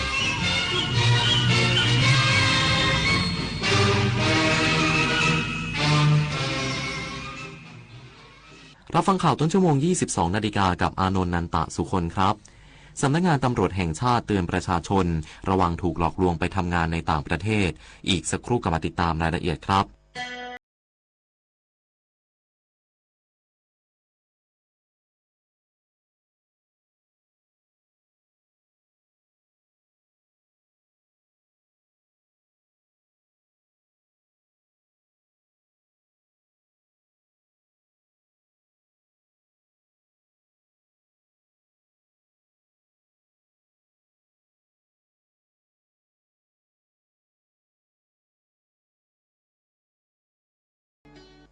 ขอเชิญเที่ยวงานพระนครคีรีเมืองเพชรครั้งที่ 39 วิมานฟ้าพระนครคีรีอัญมณีแห่งสยามชวนทุกท่านมานุ่งโจงห่มสบายชมศิลปะวัฒนธรรมพื้นถิ่นร่วมช็อปชิมชิลกับอาหารและสินค้าอัตลักษณ์เมืองเพชรห้ามพลาดกับไฮไลท์พลุที่ยิ่งใหญ่ทั่วฟ้าพระนครคีรี 20 กุมภาพันธ์ถึง 1 มีนาคมนี้ณพิพิธภัณฑสถานแห่งชาติพระนครคีรีจังหวัดเพชรบุรีมาร่วมสัมผัสเสน่ห์เมืองเพชรไปด้วยกัน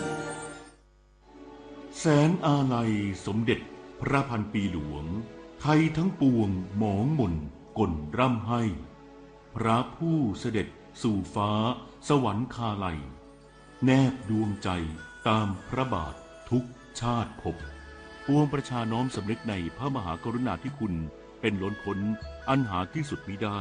ข้าพระพุทธเจ้าคณะผู้บริหารข้าราชการและเจ้าหน้าที่สถานีวิทยุกระจายเสียงแห่งประเทศไทยกรมประชาสัมพันธ์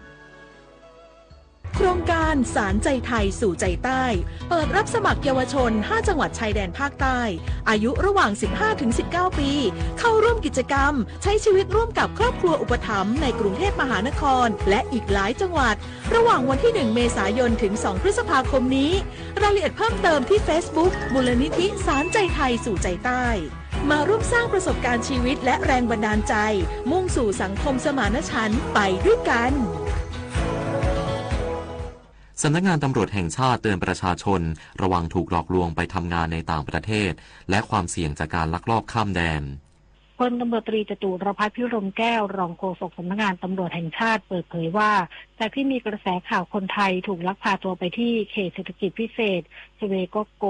เมืองเมียวดีประเทศเมียนมาเพื่อเรียกค่าไถ่ซึ่งเจ้าหน้าที่ได้ประสานรับตัวกลับประเทศไทยและเข้าสู่ขั้นตอนการคัดกรองและคุ้มครองตามกลไกการส่งต่อระดับชาติแล้วผลการสืบสวนสอบสวนพบว่าบุคคลดังกล่าวสมัครใจลักลอบข้ามแดนโดยไม่ผ่านช่องทางตามกฎหมายเพื่อแสวงหาการจ้างงานระยะสั้นที่มีรายได้สูงในช่วงเทศกาลตรุษจีนไม่เข้าข่ายองค์ประกอบความผิดฐานการบังคับใช้แรงงานหรือการค้ามนุษย์จึงได้แจ้งข้อกล่าวหาในความผิดฐานลักลอบออกนอกราชอาณาจักรโดยไม่ผ่านช่องทางที่กำหนดตามพระราชบัญญัติคนเข้าเมืองตามขั้นตอนของกฎหมายไทยทั้งนี้ขอย้ำเตือนให้ชาวไทยที่ประสงค์จะไปทำงานในต่างประเทศปฏิบัติตามขั้นตอนการรับสมัครงานที่ถูกต้องโปร่งใส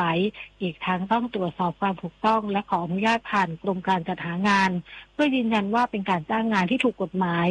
จุฑาภาครักษาพันธ์รายงานผู้บัญชาการกองกำลังนเรศวรลงพื้นที่อำเภอแม่สอดติดตามผลกระทบจากการสู้รบระหว่างทหารเมียนมากับกองกำลังกลุ่มต่อต้านพลตรีไมตรีชูปีชาผู้บัญชาการกองกำลังนเรศวรลงพื้นที่ติดตามสถานการณ์ความไม่สงบในพื้นที่ชายแดนไทยเมียนมาบริเวณฐานปฏิบัติการเสกสรรบ้านแม่กลเกณฑ์อำเภอแม่สอดจังหวัดตากเพื่อติดตามสถานการณ์อย่างใกล้ชิดภายหลังเกิดเหตุการสู้รบระหว่างทหารเมียนมากับกองกำลังกลุ่มต่อต้านอย่างต่อเนื่องที่บ้านนีละปานบ้านผาลูฝั่งประเทศเมียนมาตรงข้ามแนวชายแดนอำเภอแม่สอดจังหวัดตากทำให้มีกระสุนไม่ทราบชนิดและขนาดข้ามมาตกฝั่งไทยทำให้บ้านเรือนประชาชนได้รับความเสียหายผู้บัญชาการกองกำลังนเรศวรได้พบปะพูดคุยให้กำลังใจกับชาวบ้านที่ได้รับผลกระทบและมอบสิ่งของเครื่องใช้ที่จำเป็นพร้อมทั้งสั่งการให้หน่วยเฉพาะกิจราชมนูทำหนังสือประท้วงผ่านคณะกรรมการชายแดนส่วนท้องถิ่นไทยเมียนมาหรือ TBC ให้เพิ่มความระมัดระวังในการใช้วิถีกระสุนรวมทั้งจัดกำลังพลและยุทโธปกรณ์เตรียมความพร้อมปฏิบัติตามกฎการใช้กำลังตลอดแนวชายแดนดิเรกปินตาแก้วสวทแม่สอดรายงานนายอำเภอกาบเชิงสั่งทุกหมู่บ้านจัดชุดรักษาความปลอดภัยหมู่บ้านพิทักษ์ส่วนหลังเข้มจุดตรวจชายแดนภายใต้แนวคิดอำเภอพึ่งได้นายสุทธิโรจน์เจริญธนศักดิ์นายอำเภอกาบเชิงจังหวัดสุรินทร์เปิดเผยว่าได้สั่งการทุกหมู่บ้านจัดชุดชรบพิทักษ์ส่วนหลังภายใต้แนวคิดอำเภอพึ่งได้ยกระดับความปลอดภัยในพื้นที่โดยเน้นตั้งจุดตรวจจุดสกัดออกลาดตระเวนเฝ้าระวังสถานที่สำคัญบุคคลและยานพาหนะป้องกันการกระทำผิดกฎหมายยาเสพติดและการหลบหนีเข้าเมืองผิดกฎหมายพร้อมติดตามข่าวความเคลื่อนไหวรวมถึงเฝ้าระวังโดรนสอดแนมใกล้หน่วยทหารแม้สถานการณ์ทั่วไปจะปกติและมีข้อตกลงหยุดยิงแล้วแต่อำเภอกาบเชิงเป็นพื้นที่ชายแดนติดกัมพูชามีจุดผ่านแดนช่องจอมและช่องทางธรรมชาติ16แห่งจึงยังคงเข้มงวดและเตรียมพร้อมสูงสุดเพื่อความปลอดภัยของประชาชนในพื้นที่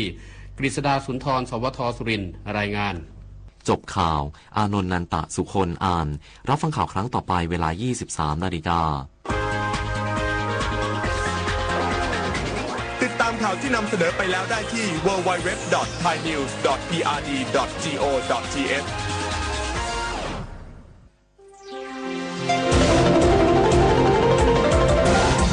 วิทยุแห่งประเทศไทยให้ความรู้กู้ความสุ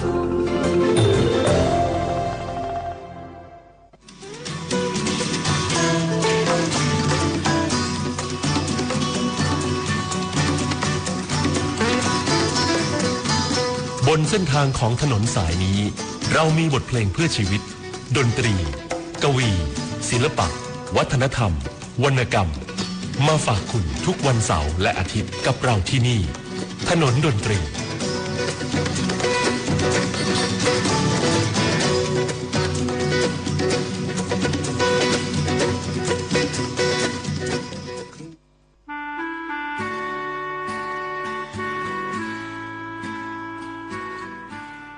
สิ่งแรกที่เข้ามาในงานแล้วเห็นแวบแรกก็คือเห็นกลุ่มคนที่เป็นนายทหารบ้างอะไรบ้างกำลังรุมเกี้ยวหญิงสาวคนหนึ่ง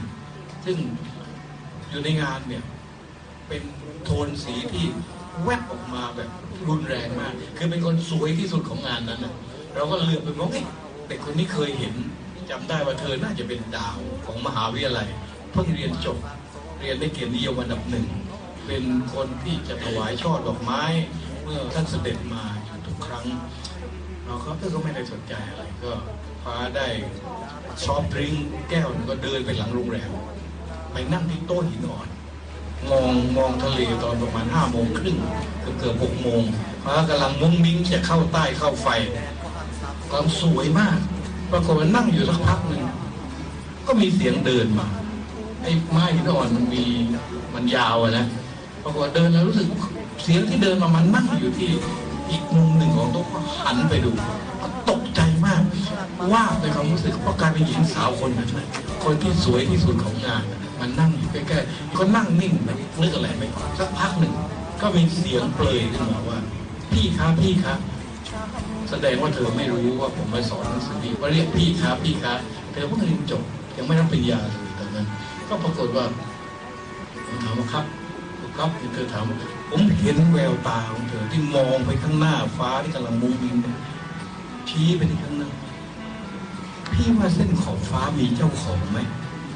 ผมวิจัยหายวาบลงไปอยู่ตาตุ่มเลยนึกในใจว่าไอ้กูเป็นกวีหรือเธอเป็นกวีวะก็เลยกลายเป็นไอ้เบื้อนนิ่งไม่สามารถตอบอะไรได้เลยนั่งกันอยู่สักพักก็ต่างคนก็ต่างลุกก็เข้ามาในงานผมก็กลับบ้านนะเธอคงจบอยู่แค่นั้นนะครับแต่ผมไม่จบบางคนก็กลับมาบ้านแล้วไอ้คำถามมันก้องอยู่ในหัวพี่ว่าเส้นขอบฟ้ามีเจ้าของไหมตื่นเช้าขึ้นมาต้องขับรถจากหัดใหญ่เพื่อไปทำงานที่สงขลาไอ้คำถามเนี่ยมันก็จนกระทั่งเที่ยงวันนั้นแหละผมต้องกลับไปนั่งที่เดิมที่โต๊ะตัวนั้นที่โรงแรมนั้นแล้วก็ทำอะไรบางอย่างคือเขียนบทกวีขึ้นมาชิ้นหนึ่งที่ชื่อว่าที่เธอถามซึ่งเป็นที่มาของเพลงที่โด่งดังเพลงหนึ่งขององค์เทพประโดนชำนาญเพลงตรงเส้นขอบฟ้า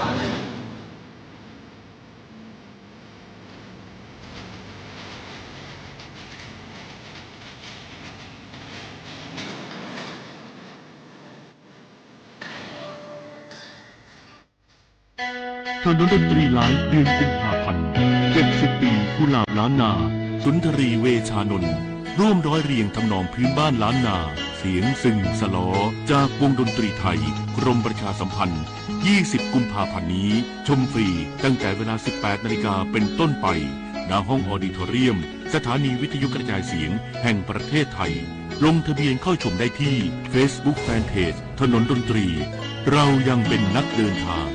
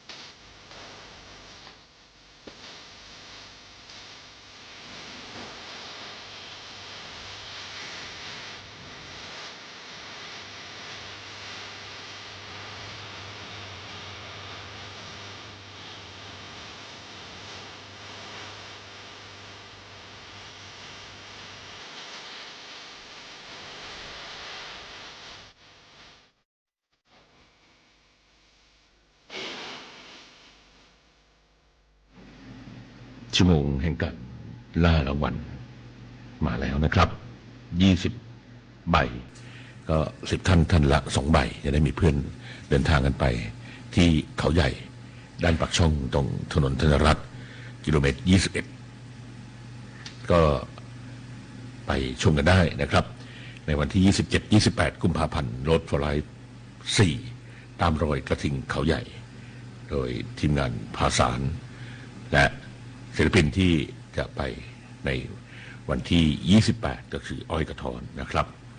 จะมีศิลปินท่านใดบ้างนะฮะก็ตอบมานะฮะสัก2 ท่านขึ้นไปถ้าตอบเยอะก็ได้เยอะนะฮะจะมี3 คำถามนะครับคำถามแรกนะฮะแอดมินช้างน้อยนักเดินทางก็เสียดายกับ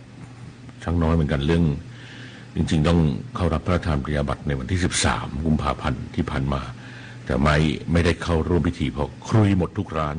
โอ้พระเจ้าเพราะว่าคณะศึกษามวลชนคณะเดียวที่ครุยหมดนะครับเพราะว่าขณะนี้ก็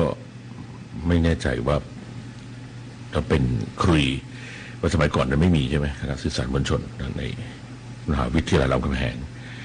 ก็เลยไม่ได้รับในช่วงที่ผ่านมาเลยนะครับครับก็มี3 คำถามนะครับคำถามแรกให้บอกชื่อคอนเสิร์ตให้ถูกต้องครบถ้วนแล้วก็คำที่ 2ให้บอกชื่อศิลปินที่มาแสดงในวันที่ 27-28 นะครับทั้ง2 วันจาก2 ชื่อหรือ3 ชื่อขึ้นไปให้บอกชื่อทีมงานผู้จัดคอนเสิร์ตด้วยนะครับวันนี้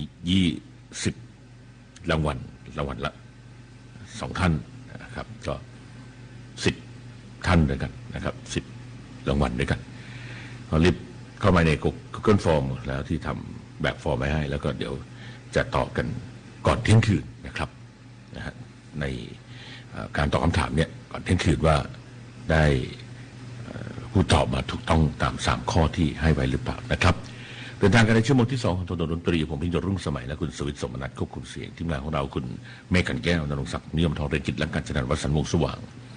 สมเกียรติธรรมนีมนิพาทีมแสนตื่นจันชำนาญในเมืองบางกอกอบกฤษและแอดมินหัสดินเทพหัสดินณอยุธยาช้างน้อยนักเดินทางนะครับ0816346452นะครับ0816346452ในไลน์ของถนนดนตรีก็คุณฟองฟอร์ดบอกได้ฟังแล้ว3 ลำวงงานของนักเสกศักดิ์สิทธิ์เชือกลางก็เดี๋ยวนี้เห็น3 ลำวงเขาโอ้โหไม่ธรรมดาแต่งสวยนะไม่ได้แบบเหมือนสมัยก่อนแล้วแต่งชุดก็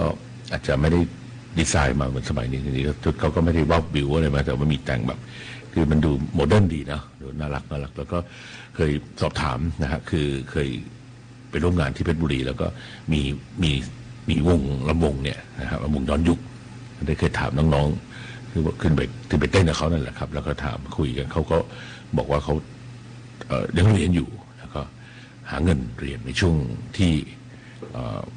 มาแสดงนะครับนะฮะก็วันๆนึงก็ได้ค่าเต้นไม่ได้หรอกเขาบอก200มั้งค่าจ้างหรือค่าเต้นเอานั้นก็อยู่ที่เขาจะขึ้นมาบนรอบแล้วก็ให้คนที่เต้นให้เงินน้องเขาเนี่ยนะครับโหก็จะได้เงินเต้นทับตายเราเห็นแล้วโอ้โหกว่าจะได้เงินเนี่ยสัก10-20 บาทเนี่ยนะ20-30 บาทเนี่ยเต้นทับตายนะครับก็ให้ไว้กับการแสดงนะฮะแล้วก็เรื่องราวของการแสดงที่นี่ก็เป็นอีก1 การแสดงนะครับที่เป็นการแสดงที่เป็นวัฒนธรรมจีนนะฮะอุปกรณ์จีนหรืองิ้วซึ่งนับวันก็จะหาชมยากแล้วนะครับแต่ผู้เล่นนั้นก็เปลี่ยนแปลงกันไปจปร.ครับ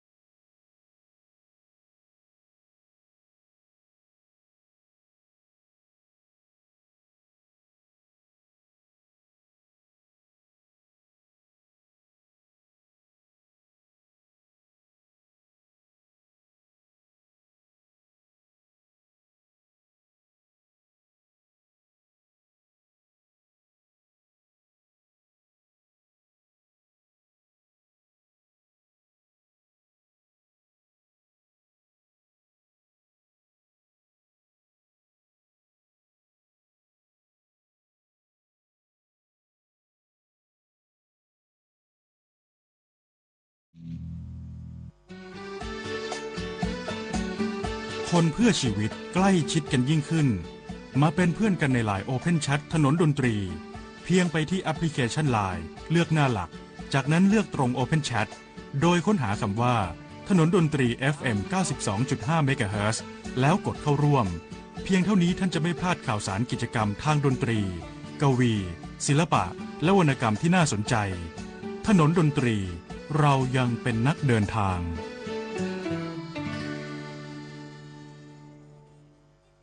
ถนนดนตรี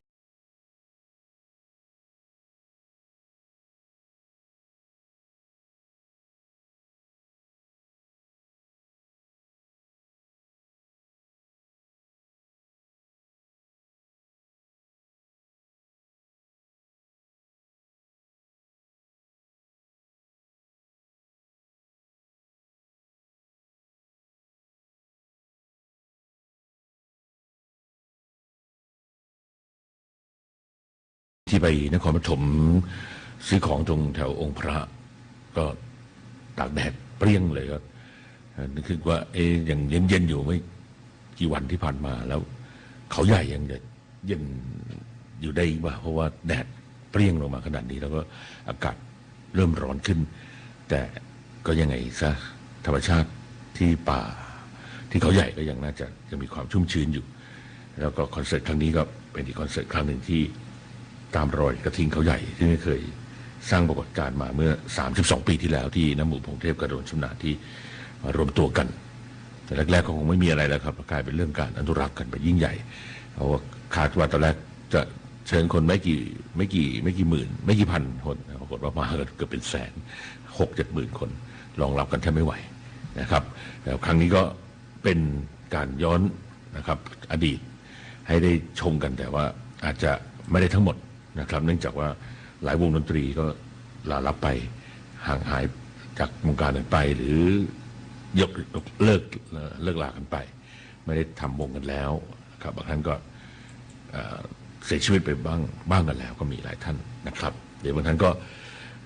ลุกไม่ไหวเดินไม่ไหวนะฮะแต่ตอนนี้ที่ลุกไหวเดินไหวแล้วก็มาเขย่ากันให้เต็มที่ก็แน่นอนนะฮะมีพี่ทอมนันทีด้วย28 กุมภาพันธ์นี่นะครับทั้ง27-28 กุมภาพันธ์2 วัน2 คืนนะครับ30 กว่าศิลปินในเวทีขนาดใหญ่มากเลยนะครับเราปลุกตำนานของกระทิงเขาใหญ่เมื่อ32 ปีขึ้นมาอีกครั้งหนึ่งใน Road for Life 4 วิถีเพื่อชีวิตตามรอยกระทิงเขาใหญ่ที่จะจัดขึ้นในวันที่ 27-28 กุมภาพันธ์ช่วยกันตอบกันมานะครับใน Google Form ของถนนดนตรีกันแล้วก็มีรางวัลนะครับคอนเสิร์ต Road for Life 4เนี่ยนะครับจำนวน10 ท่านละ2 ใบในคืนวันนี้ก่อนเที่ยงคืนนะครับตอบเข้ามาตามคำถามที่ถามไว้แล้วครับให้บอกชื่อคอนเสิร์ตให้ถูกต้องครบถ้วนเลยนะครับคอนเสิร์ตชื่ออะไรทั้งภาษาไทยภาษาอังกฤษเลยนะและให้บอกชื่อศิลปินที่มาแสดงจาก2-3 วงแล้วก็บอกชื่อทีมผู้จัดคอนเสิร์ตนะครับก็ส่งคำตอบใน Google Form แล้วถ้ามีคนที่ตอบได้ถูกมากกว่านะครับมากกว่า10 รางวัลนี่นะครับมากกว่า10 ท่านละ2 รางวัลนี่ก็คงจะต้องใช้วิธีการจับฉลากหรือว่าแรนดอมกันก็ว่าไปนะฮะส่วนวันศุกร์20 กุมภาพันธ์นะครับนี่ฟรีคอนเสิร์ตแล้วก็เกือบเต็มแล้ว900 กว่าที่นั่งแล้วนะครับแล้วก็มีแขกรับเชิญอีกประมาณเกือบ100 กว่าประมาณ100 กว่าที่นั่งแล้วแต่เราก็ยังรองรับได้อีกนะครับ1,000 กว่าคนที่จะเข้ามาชมแล้วก็ลุ้นรางวัลเสื้อยืดถนนดนตรีไลฟ์ปีที่3และ31 ปีของถนนดนตรีนะครับแจกฟรีนะครับสำหรับท่านที่เขาชมคอนเสิร์ตท่านละ1 ตัวนะฮะใครที่จับรางวัลแล้วไม่อยู่ก็จับใหม่จนกว่าจะครบตามจำนวนนะครับหลังจากจบคอนเสิร์ตพี่อาร์ตสุนทรีเวชานนท์70 ปีกุหลาบล้านนานะครับในวันที่ 20 กุมภาพันธ์ที่ห้องออดิทอเรียมสถานีโทรทัศน์ NBT และสถานีวิทยุกระจายเสียงแห่งประเทศไทยวิภาวดีรังสิต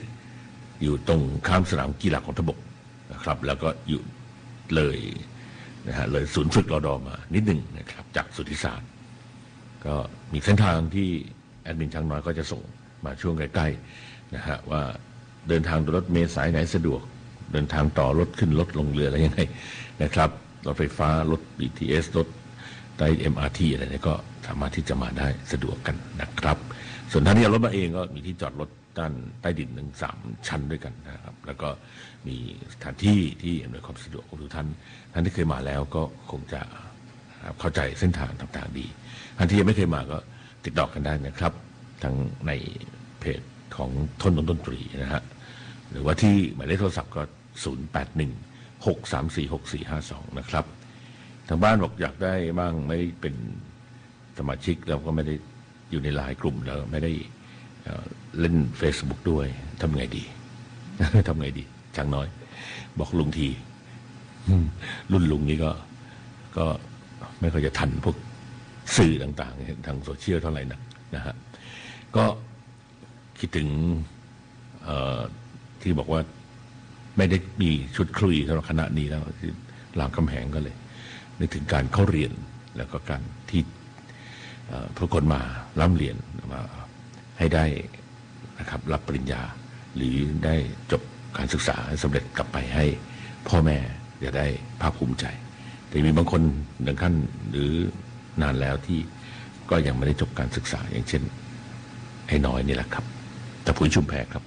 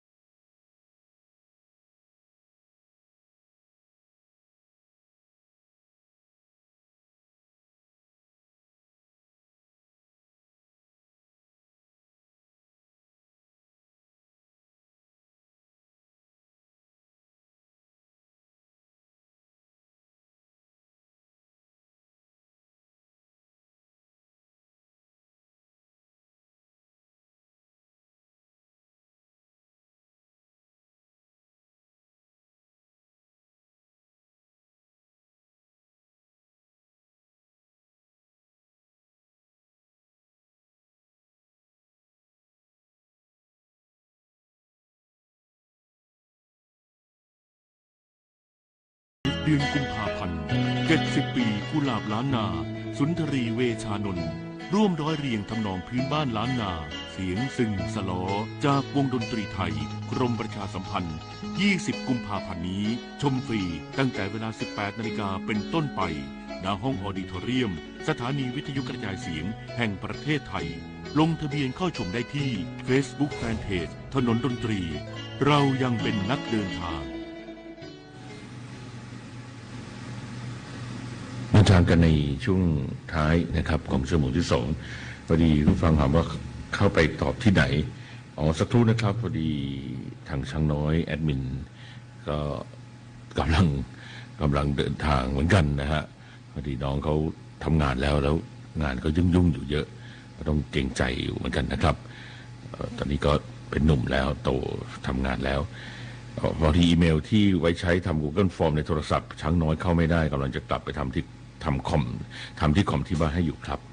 ครับไม่เป็นไรครับรอนิดได้ฮะนิดหน่อยของฟรีดีมีเกียรติก็ต้องอย่างนี้แหละครับรอนิดหนึ่งนะฮะเดี๋ยวจะตอบกันแต่ระหว่างที่จะรอตอบกันเนี่ยก็จะเฉลยให้ฟังกันแล้วกันนะครับสำหรับ Road for Life วิถีเพื่อชีวิตตามรอยกระทิงเขาใหญ่นี่นะครับ2 วัน2 คืนนะฮะ27 กุมภาพันธ์นี่นะหมูพงเทพกระโดนชำนาญ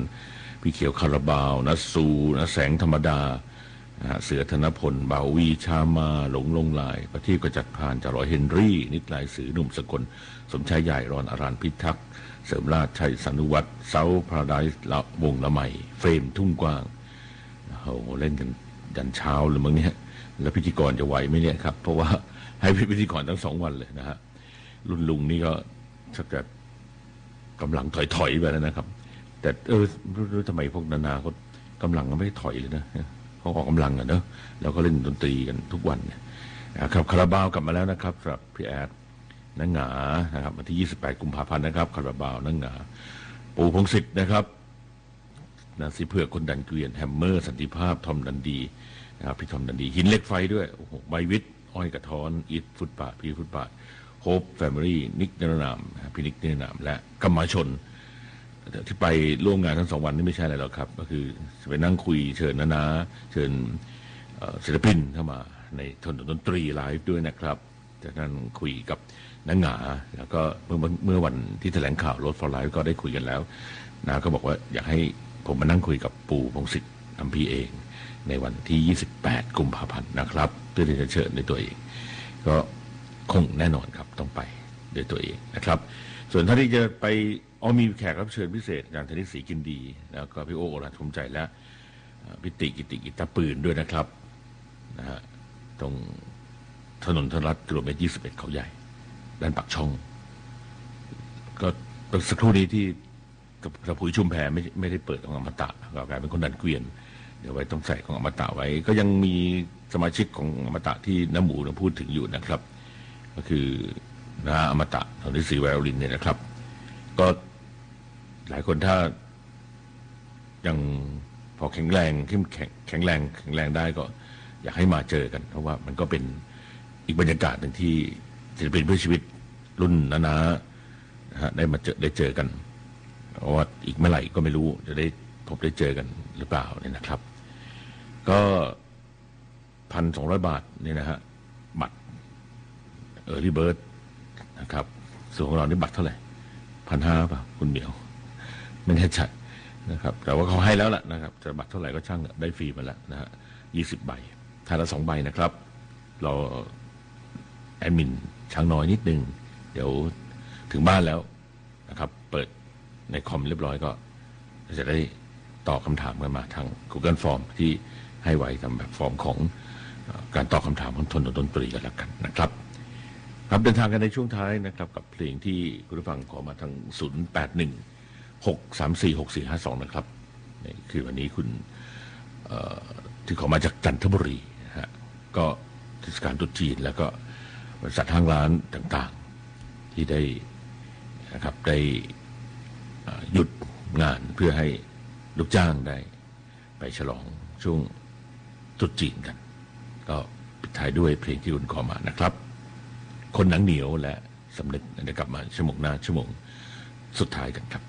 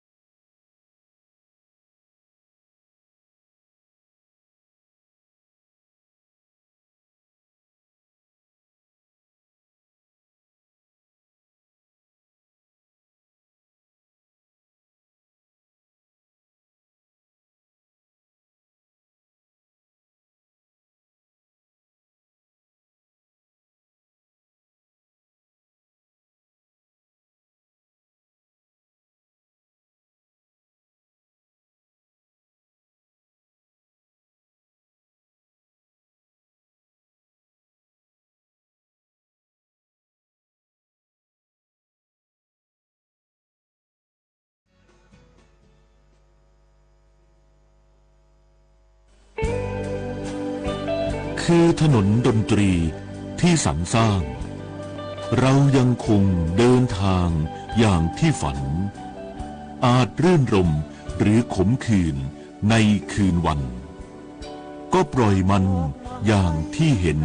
และเป็นไปคือเสียงเพลงแห่งชีวิตอิสระคือพันธะในนิยามความฝันใฝ่คือดนตรีบรรเลงเพลงจากใจคือสายใหญ่บทเพลงรักนักเดินทางบทกวีโดยนกน้อยชูเกียรติฉาไทยสงฆ์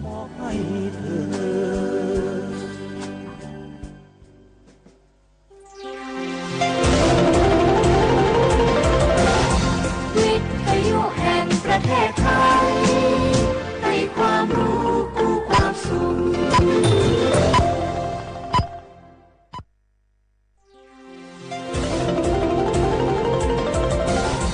วิทยุแห่งประเทศไทยให้ความรู้กู้ความสุข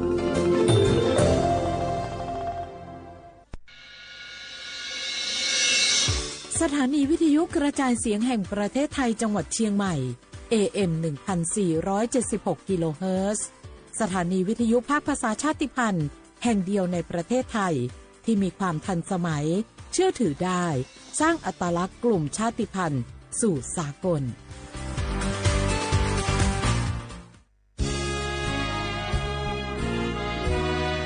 พระบารมีปกเกล้าเพื่อปวงชนชาวไทยจากพระราชกรณียกิจนานับประการที่พระบาทสมเด็จพระเจ้าอยู่หัวและพระบรมวงศานุวงศ์ทรงทุ่มเทพระวรกายทรงงานอย่างไม่เหน็ดเหนื่อยเพื่อประโยชน์สุขของประสบนิกรจากโครงการหลวงสู่การพัฒนาแหล่งน้ำส่งเสริมการศึกษาและด้านสาธารณสุขที่มุ่งเน้นการพึ่งพาตนเองและการพัฒนาอย่างยั่งยืนทุกย่างพระบาทคือการทรงงานทุกพระราชดำริคือพลังแห่งการพัฒนาเพราะประชาชนคือหัวใจของแผ่นดินร่วมเสริมสร้างความรักในสถาบันหลักของชาติโดยสำนักงานประชาสัมพันธ์ที่ 3 กรมประชาสัมพันธ์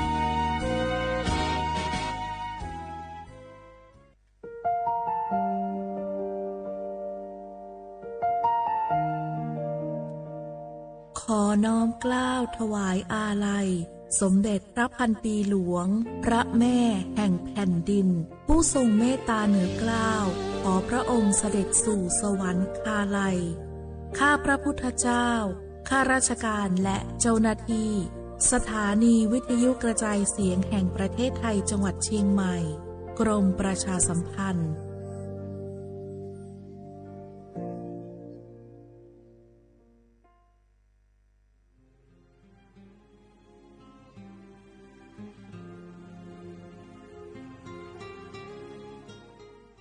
This is a moment of profound grief for the Kingdom of Thailand. We, the collective voices of Radio Thailand Chiang Mai, join the Thai nation in mourning the passing of our beloved Queen Martha, Her Majesty Queen Sirikit.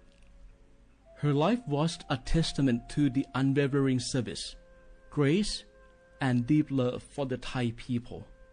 Our humble condolences and thoughts are with His Majesty the King, the royal family, and all the Thai people during this deeply sorrowful time. We will remember her forever.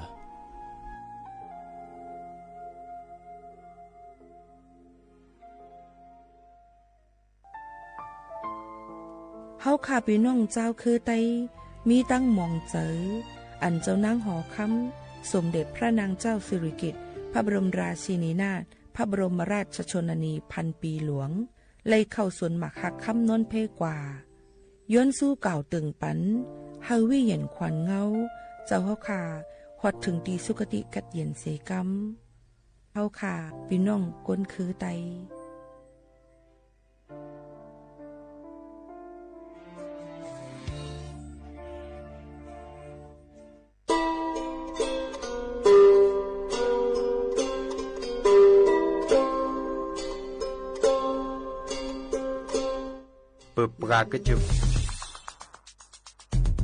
แค่ แค่ 3 ปีความเสียหายจากอาชญากรรมไซเบอร์ของคนไทยพุ่งทะลุถึง 94,000 ล้านบาทหรือเฉลี่ยปีละ 30,000 ล้านบาททุก1ชั่วโมงเราเสียเงินกว่า 3.4 ล้านบาทให้กับมิจฉาชีพออนไลน์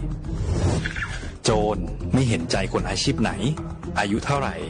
สถานะทางการเงินแบบใดหมอพ่อค้านักธุรกิจนักเรียนแม่บ้านข้าราชการเกษียณทุกคนตกเป็นเหยื่อได้เสมอและวันหนึ่งอาจเป็นคุณหรือคนที่คุณรักเพราะจุดอ่อนร่วมของเหยื่อคือความเร่งรีบขาดสติหรือแม้แต่บางครั้งก็เกิดความโลภจนเกินไปอย่าปล่อยให้การกดคลิกเดียวลิงก์เดียวทำให้โจรนึกว่าวันนี้ถึงเวลาแล้วที่คนไทยทุกคนจะต้องร่วมมือกันสร้างภูมิคุ้มกันอาชญากรรมไซเบอร์ช่วยกันหยุดก่อนที่ภัยไซเบอร์จะทำให้คนที่คุณรักและตัวคุณเองกลายเป็นเหยื่อ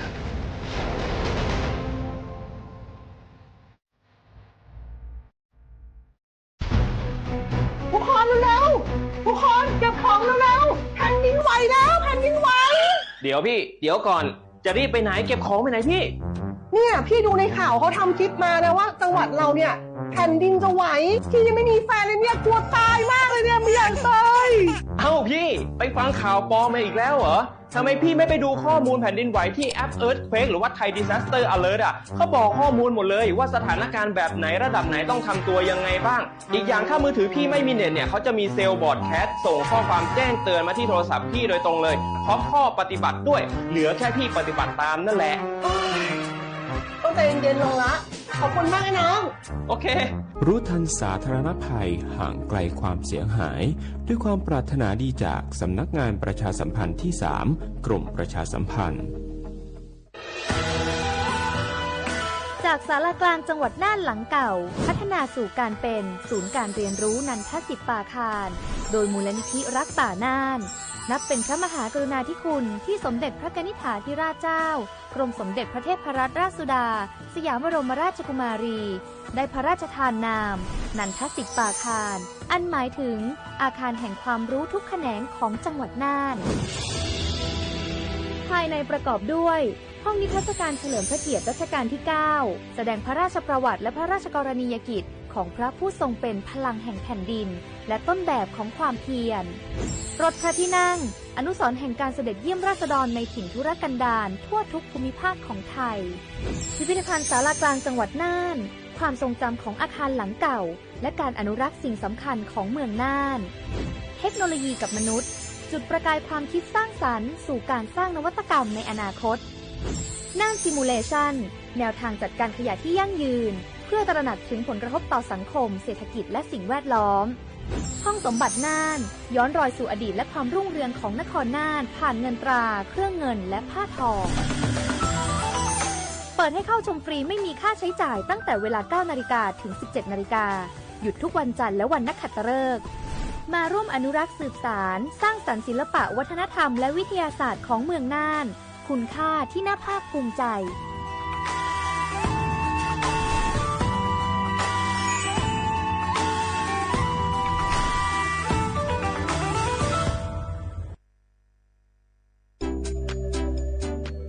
ใช้สิทธิ์30 บาทรักษาทุกที่ที่คลินิกทันตกรรมเพียงสังเกตโลโก้30 บาทรักษาทุกที่ก็สามารถรับบริการอุดฟันถอนฟันขูดหินปูนเคลือบหลุมร่องฟันเคลือบฟูออไรด์ไม่เสียค่าใช้จ่ายใช้แค่บัตรประชาชนไม่ต้องรอคิวนานสอบถามข้อมูลเพิ่มเติมโทร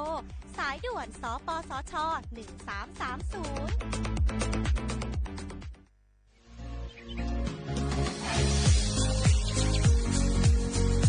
จำหนังเปิงมติครม.มือวันที่29เดือนธันวาคม2567เฮาฮิปเน็ตแกลิดปัญหาสถานะและสัญชาติคนอันอยู่ตั้งเมืองจึงไทยจอมมาตรา17นั่นตอนตาพี่น้องเฮาเขาอันเข้ามาอยู่ตั้งเมืองไทยหึงนั้นและมีไว้เข้าจอมเปิงเฮากว่ายืนย้อนสถานะต่างดาวของเมืองถูกแม่นจอมเปิงไล่ตอนตาลูกอ่อนอันเกิดตั้งเมืองจึงไทยมีอำนั้นก็แม่มีไว้ทะเบียนประวัติบุคคลไม่มีสถานะทางทะเบียนอำนั้นไว้10 ปีถูกแม่นเยาในจึงเฮาก็ยืนย้อนสัญชาติไทยจอมหนังมาตรา7ทวิไล่ ป้ออยู่ตั้งกรุงเทพมหานครกว่ายืนไลติสำนักบริหารการทะเบียนกรมการปกครองป้ออยู่ตั้งต่างเจตวันในซึ้งกว่ายืนไล่จำหนังวัดไว้อันเปิ้นออกปันเฮาคานั่นเข้าย้ำเหตุการณ์จำหนังหลวงปองจึงต่อป้อถึงวันที่29เดือน6 25ปากไป69ค่ะ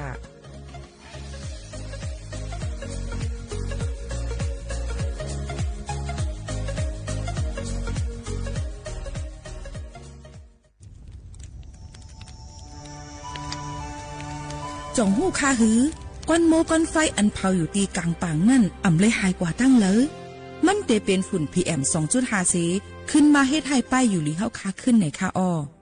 ลองลดย่อมปัญหาจังไหนในอ่ำหยาบค่ะเงื่องแวอ่ำเผายุกยักเหมือไม่ต้นเยือต้นเข้ากับในให้ในสวนเฮา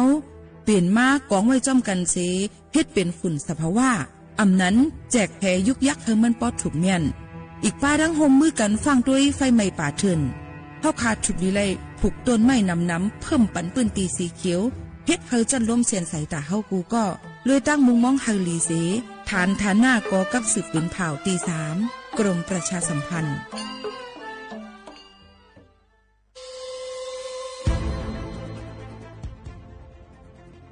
ย้อนผิดหมอกพี่น้องเขามาโฮมเป็นจุ้มเหลียวกันดังเจดอนเก้งใหม่โฮมกันแกลิดปัญหาไฟไหม้ป่าเถินหมอกก้อนก้องก้อนมูและฝุ่นเล็กๆ PM 2.5 ค่ะสั่งว่าโชพันไฟไหม้กับสืบกว่าตึงลาดไลตีอองตีแกลิดปัญหาไฟไหม้ป่าเถินและหมอกก้อนเจดอนเก้งใหม่หมายโฟน 0531128808 ในค่ะเจดอนเก้งใหม่ค่ะออกปักเบิงหมายมีเฮกังแกลิดปัญหาหมอกก้อนก้องก้อนโมและฝุ่นเล็กๆ PM 2.5 เนื้อปืนตีเลยอันอ่ำเลยคว้างเฮาเผาผ่านมาดีแอปพลิเคชันไฟดีห้ามเผากำเร็วในนั้นค่ะอย่าไปเผาล้าอ่ำว่าได้เป็นตีกลางปางอองตีห้ามเผาเกยยุกยักไม่ดอกกูอันในค่ะแต่เอาวันที่1เดือน1อิงเกรด2หิงปลาย26ต่อถึงวันที่31เดือน5 2หิงปลาย26ในผู้เหลือเผอเฮ็ดผิดปักเปิงเตญาตัวตามตั้งผิดจำหนังปักเปิงหมายมีกำเหลวในนั้นค่ะเลยตั้งมุงมองไฮลีเซห้องการฐานฐาหน้ากอกับสืบเจรอนเก้งใหม่มาโฮมเป็นจุ้มเหลียวกันดังเจรอนเก้งใหม่โฮมกันรักษาสภาวะฟิงตื้นเป็นเฮ็ดให้จันล้มถวยเจออันลีต้องฟ้าเสียนเสออ่ำมีหมอกกวนกองกวนโม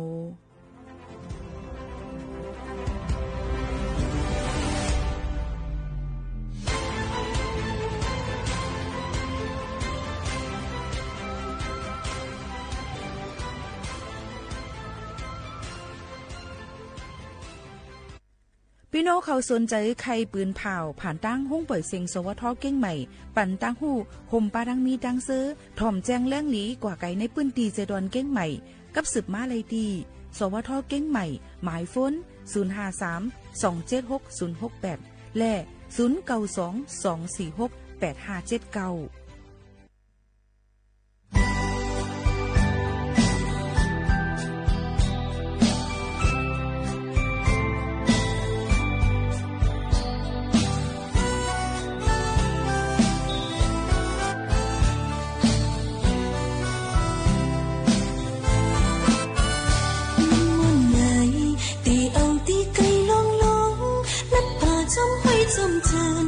มันเก็บตื้อหังลีนา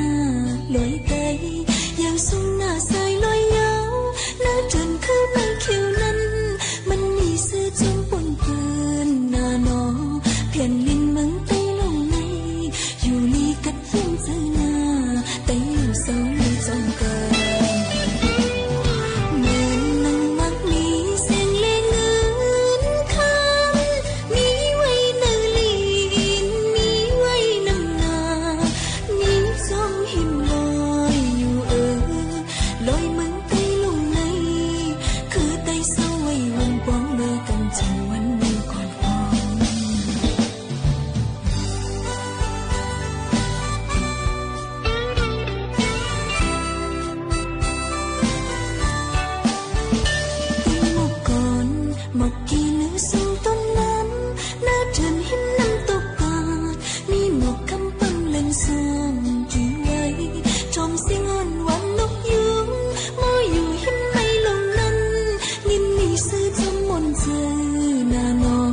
เชิญลอยมึงไตลงในอยู่ลีกั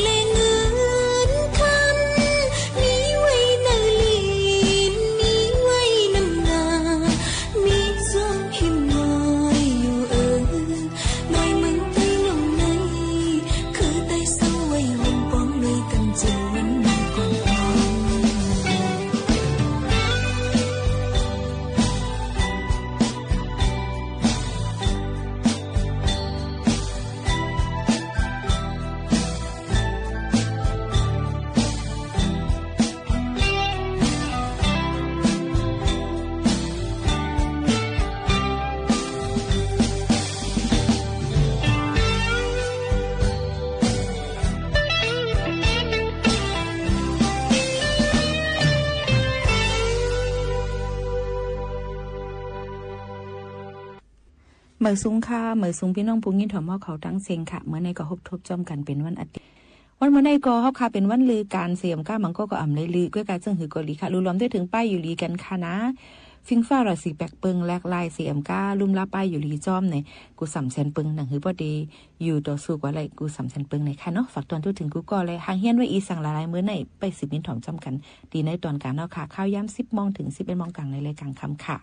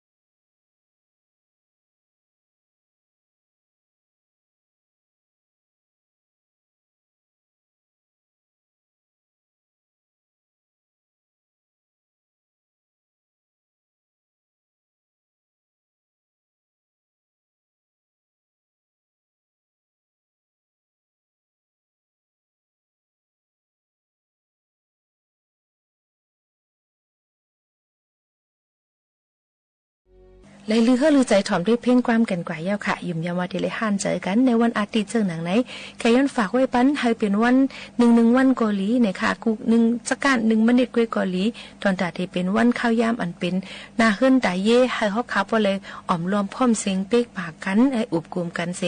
ให้หมอฮักกันกว่านั่นอย่าลืมข่าวว่าลองฮักลองเปียงในนาเฮิรนนาฮอต่อเฮิรนเฮาค่ะนั่นเป็นรองอันลีตอนตาที่สืบใหญ่กว่าในตรงวงกลวันตาเมื่อนาในค่ะอ่อนกันลือเฮือลือใจกันเที่ยงก่อนค่ะ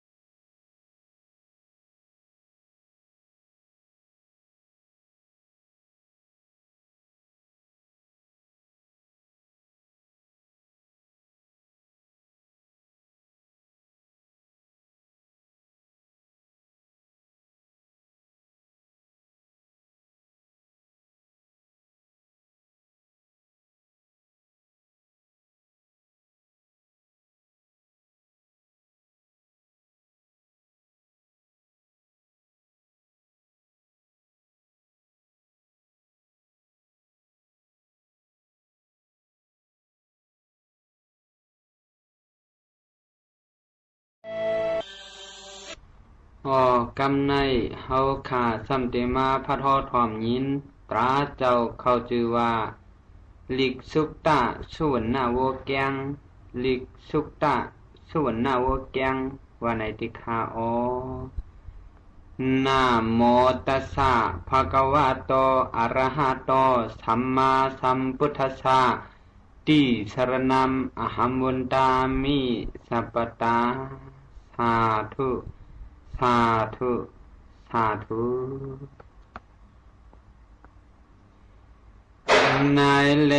ลายซ้ำสุขด้านนิพพานวะลัมยัตถาธรรมาตลาพอจอมเสียวังไอ้กังวันหลังจาติเตเฮ็ดมาอำลอด หมางก้นกบันโลพาต่อสามว่าเห็นเขียนตายเปลี่ยนเมียวอันเมียนเขี้ยวหัดถึงมาขายาเมื่ออันนิจจามรณะตึดหลากเอากว่าคนนางเข้าได้เห็นเมื่อก่อพอตายเย้าตั้งเลยกว่าคืออากู้โสตั้งหนึ่งภาษาหังมันเขาเฮ็ดหลีก่อกู้โสกามตั้งหลีตะกันจุงจันไปมือสามที่นั้นลงจางเตียวนอเมื่อไปถึงขั้นมังหมายตั้งตายไปมาญาโตยิ่งใจวัดถึงวันอาคา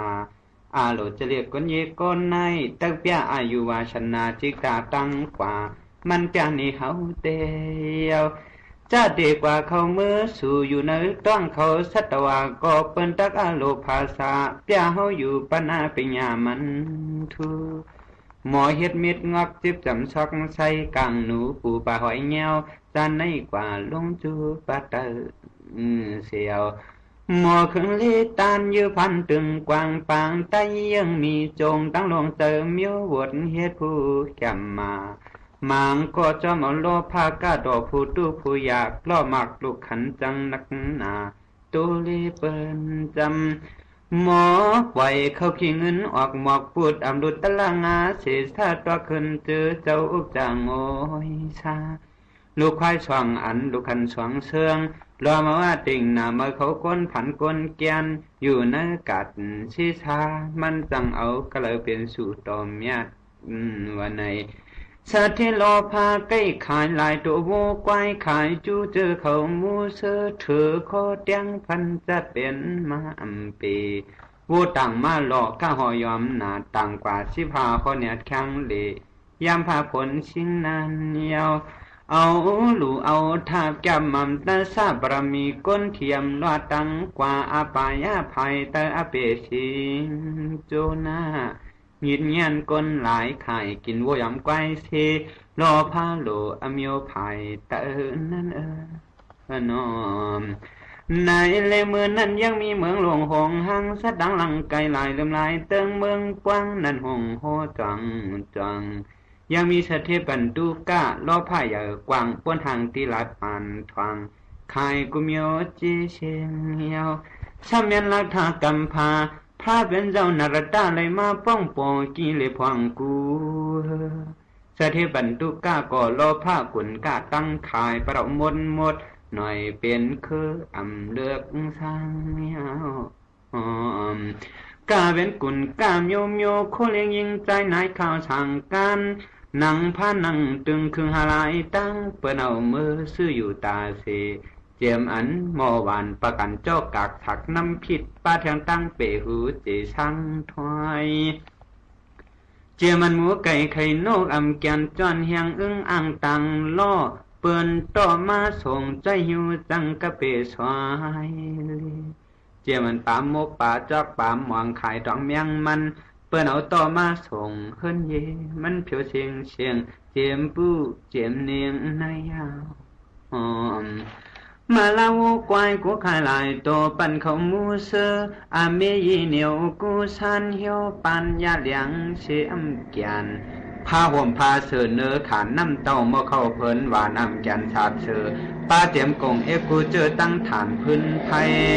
ผ้าตีเสียมพังจอเสาเลี้ยงว่าเลี้ยงลือข้อหน้าตั้งลายตานกีให้ผ้าตีเสียมพังจอเสาเลี้ยงว่าเลี้ยงลือข้อหน้าตั้งลายตานกิมให้กาเป็นไม้เข็มเตรียมตำเนื้อตึกเนื้อตานำหน้าเจมโยวีโหวีทัดมาขันสับยาหลวนสีไข่ยังกว่าจอมกาเชงเชงในว่าหูวันตะวันออกพงไก่พงมาพงเป็ดพงหมูทูทายยิ้มเฮินเลียนขันไว้หมอหวนจังจังชาเทปิญญาสันสุขใช้คำแม่เลี้ยงต่อโตจังมาเข้าไปเหอมันฟังตั้งกะตั้งกูนายเสือปอขายกะวาไรความเยอะคือเสือเปิ้นผู้ทุกผู้ยากมันทวงโชยลูปอปัญญาเยมูมันปัญเยเปมีเหตุความดีสร้างพอต่างเกจูติเปิ้นในว่า จะเสกลผ่านกลเกียนนอกกะหลีคิงมันสะเทกลเขียนกับหวังกูเมียวอุกจันเลิงมันก็ว่าก็ว่ามีตั้งลูกเลี้ยงลูกจังลูกปังล้างอ่อนอาโกจื้อสุมิกสวยสหายะก้นอยากแหงเขิงเก่าใครอาโกสุนในกูเจอกูยังเคิงก้ากงเชเลซื่อกูเจอเคิงอันก้นเมืองอโลชุงสว่างสะเทยองเปิ้นว่าเมียเรื่องมีเจมันออกล็อกก็เต่ากองเข้ากองเก๋อเผือแข้งม้วนเถินหางไถยาตรงงานลำงานเหลียงงานเหลืองตำทวงจูปังเสืออะไรเขียงจังตั้งเลยป่าก็ยังกว่าจำให้จำกังในอโลก้นเมืองกลางในอนามีนั่นอย่าอะไรว่าเชมิโอเจออันอโลผู้ยิงเขาโตโคเชนกุยลายไม่เชกูซ้ำก้าวกี่ขี่ปั่นราคาตินเหยียบหมักล่อไม่ลามพึงกวยต่ำเลียนละเลียงข้อนั้นยาวเจมันอโลลูเงตั้งเล่นตั้งโลลูอ่อนวมมาสะเทขึงตั้งกาสวัสดิ์กุยังลายซ้ำเจมิโอมานำเลือสินนกวัดนกวิทเมืองกึ่งยังขึงกูชานมันปันแองโอกามอละเนี่ยเจมันนโลดตั้งยิบหมอปาหามาใส่ซักนางเขมเมียวเครื่องศพสีห่อหมกต่อเตียนปลาลอล่วงเสือไส้ตุ่มมั่มเกียนเปิ้นห่อจิ้มขามท่าเคยยกเลยก็ยังกายังกูอันไหนเจมันปิ่งยามยาเล่เลียนลิงไอกิ่งไว้ปล่อยเปียเอาหนกเนเปียอาว่าปิ่งยาจางเล็กจางคำหมอกำหมอยือมือหลีลันกันกะไลแอนไปมาจังตัดจำเนาะว่าหมอกองหมอมองจ้องยังนั่งเวียนกับเพื่อเปิ้นรวมยาปอทานเกียนจะในก็มันห่วงมาค่าราคาลาดตาไว้เมียวหนึ่งอันยานมันไว้ขายเปียกนเมืองเตยาวชาที่ดังก้ากงเชียมเลือกเป้าปนเอามาเสือขึ้นอิงติงปีบลอยไม่เชเขียวแกนเปิกวนชาที่เป็ดเจเงินคำมีนำสันชายกลางเอาเมียงเลียงโตตายอาโลวาชนะเมียวคนเตะมันดุดยังปางเมื่อนาโสมโยในมีอย่าเบอะไรวานนายเลยยังมีเจ้าเนื้อกงศิลิกะย่าย่อยไกวสู่ถึงเพียวมาเฮินเจนตินลัดจูมันเฮินมนอิงยามาสู่เสกตำเฮินมันปั่นตูกาสถิลายามเมื่อสหาเป็นกอจุนกองกันยาวเจียมก่อนอ่อนเก่าเขาเป็นเจ้าเนื้อเถอปัดเนื้อกัดเมื่ออาคาเชซาสองก้นสามก้นอ่อนกันมาดูคิงมันสะเทกูลงตัวนัวขะไลอยู่ในมุกโชลิงมาลัดก้อมยอมก้อมจูคิงมันสะเทไลหันนาก้นก้าขันมาอ่อนเล่ยินข่าวพอเลี้ยงปันตูก้ากุนก้าเจ๊จงไว้กูยังเจมก่อนยินสะตังแกเฮาขับพอไลเพียวมายาวอะไรไม่ยันมิกสวยปอกพอซื้อต่อขายต่อเมียตาเสื้อลิหลอนยาการข้าวสกีเมืองไก่ไหลหินสายเสียงสะตังคางมอไปมาหันหวบหน้ากำในเลยมาเขาเห็นมิกสวยพอกินเขาสุ่งเมตตาเจ้าเฮาขายายามนั้นสะเทงินจมยันลมหัวจะลังเลือนเอินอันเมียวลูกูขายเมื่อวันนั้นกาโลสะเทก่อจมหนาสะเทก่อจมหนาอาปากโคเงียนเตอเคกำเขาผู้แข็งเมียวตันตะโจหันชงงยาวมันยาวสะเทกวานกานังอโลชันตาสู่เจ้าโอสกิกลกาคาไลเฮาคาเจจุงเจ้าอโลมีเจ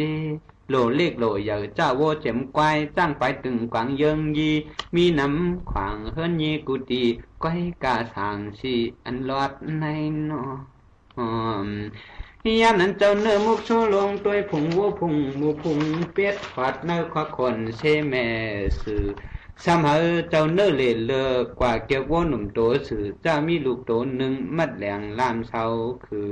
วัวมีแหลงแกงจำนั้น เจ้าเนื้อก็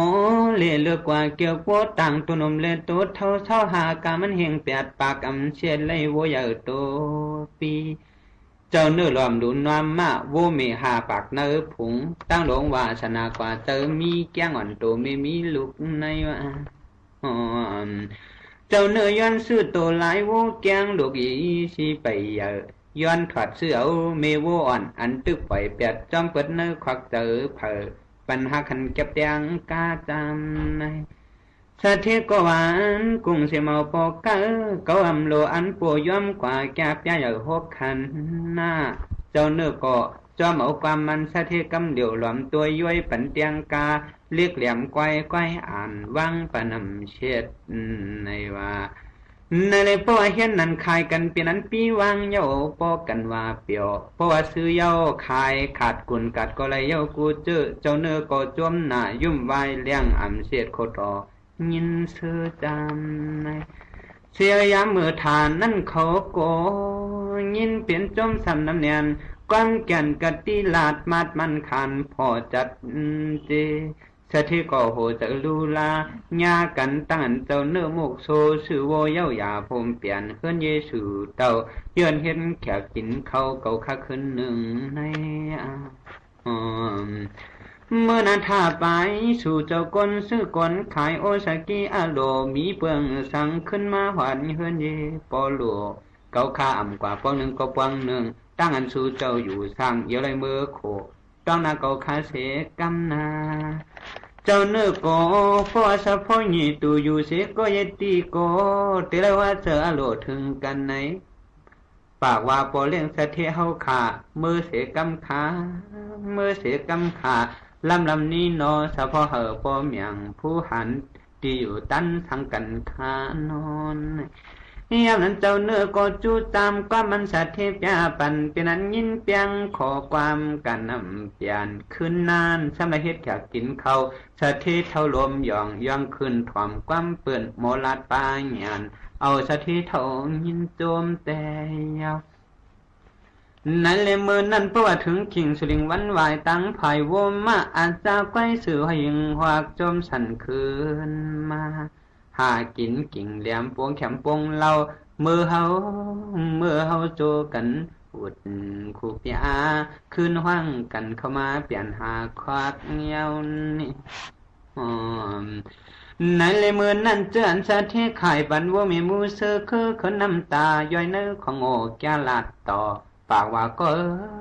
ก็เมื่อในก็ยาวเขาเลยอยู่บนกันการเนื้อขวากเมื่อพวกจะเฮาซ้ำเตะเกี่ยวหิงเอาหวักเฮาไว้ขอหลืบจำเปิ้นเจ้าเนื้อกูต่อขายเฮายาวนะจามสื่อวนมเลตัวเท่าก็เฮาขาตังเสียงพ้องนั่นแต่ได้เจ็บตายส่วนหาปากเนี่ยเพ้อก็มหัดเหมือนเนี่ยจังหัดก้นนั้นเจ็บตายก็มีเดี๋ยวเขาเจ็บตายหลายเนี่ยกระจู้เสียลงเขาเมื่อขึ้นเจ็บตายตะปีเมื่อไหร่เลยพวกเมื่อเฮ็ดจนอะไรเด้เขาเด็ดปันเมื่อหลอดไหนเขาเด็ดสีวันชีวิตเมื่อเขาเด็ดหลอดปันชีวิตใส่เสเมื่อเฮ็ดเขาเนี่ยเนาะจ้าหมคีรีหมสามเขาทำยากกะทิเสษากันเพ้อก็เฮ็ดกระทำตะเบ็ดน้ำแต่มันก็เฮ็ดกำลุนมากระทำยาเพ้อกระทำยาไอหนุดหอนเนี่ยไอเมื่อไหร่ที่ฮะด้าชัวร์คือก็พวกเมื่อเอาเขาที่เนี่ยเจ็บเขาที่เนี่ยตายเป็นมดแต่เขาเด็ดปันเมื่อหลอดทำเอาเมื่อตายสุจวัตเตฮะอาจจะแนวนี้นะว่าตีกว่าความขุนว่านั่นความในว่าผ้าอะไรมากมาหินฮักกับอะไรพวกนั้นก็เลียปันก็เลยก็ได้ไรให้ดูปันเขาเนี่ยมันเทียบข้อเขาเป็นเขาสีบาเขาสีใบเขาก็เนี่ยมันก็ห้ามเตะเนี่ยนะเทียบเป็นปับเนี่ยวันเดียวก็สีบาเขาสีใบเขาก็เนี่ยยาวมุดอ่ะทำไมงั้นมันก็อ่องสู้ปล่อยก็รอดำจ้าเนี่ยเขาเลยว่าปล่อยมันรอดไม่ได้เหตุการณ์นั้นก็มีการในเหตุส่วนนั่นไหนเนี่ยบนไหนเมื่อเฮ็ดหลักมาหล่อไม่เอาหนาเมื่อพวกคนมีตั้งผิดมาเนี่ยต่ำตายในเมื่อเอาคนพรมันไหลเอาโยนะไปหาเขียนเมียนเอาเนี่ยนั่นนะตั้งมือหาเนี่ยเนี่ยมันก็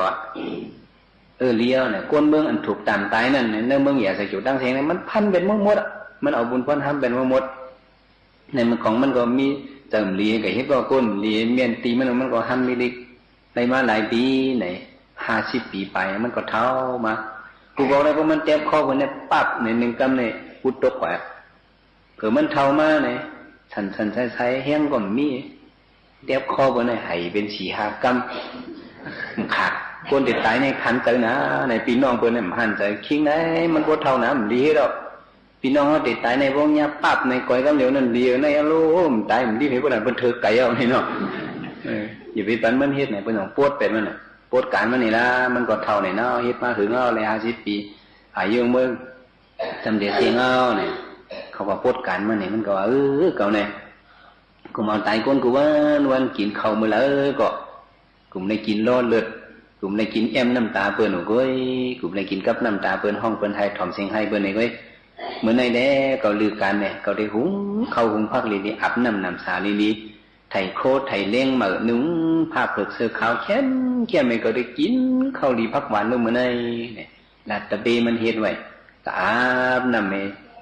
ำสายมาอังมันนั่งกินข้าวเนี่ยพระสัมมาสัมพุทธเนี่ยเจ้าสารีบุตรพระสัมมา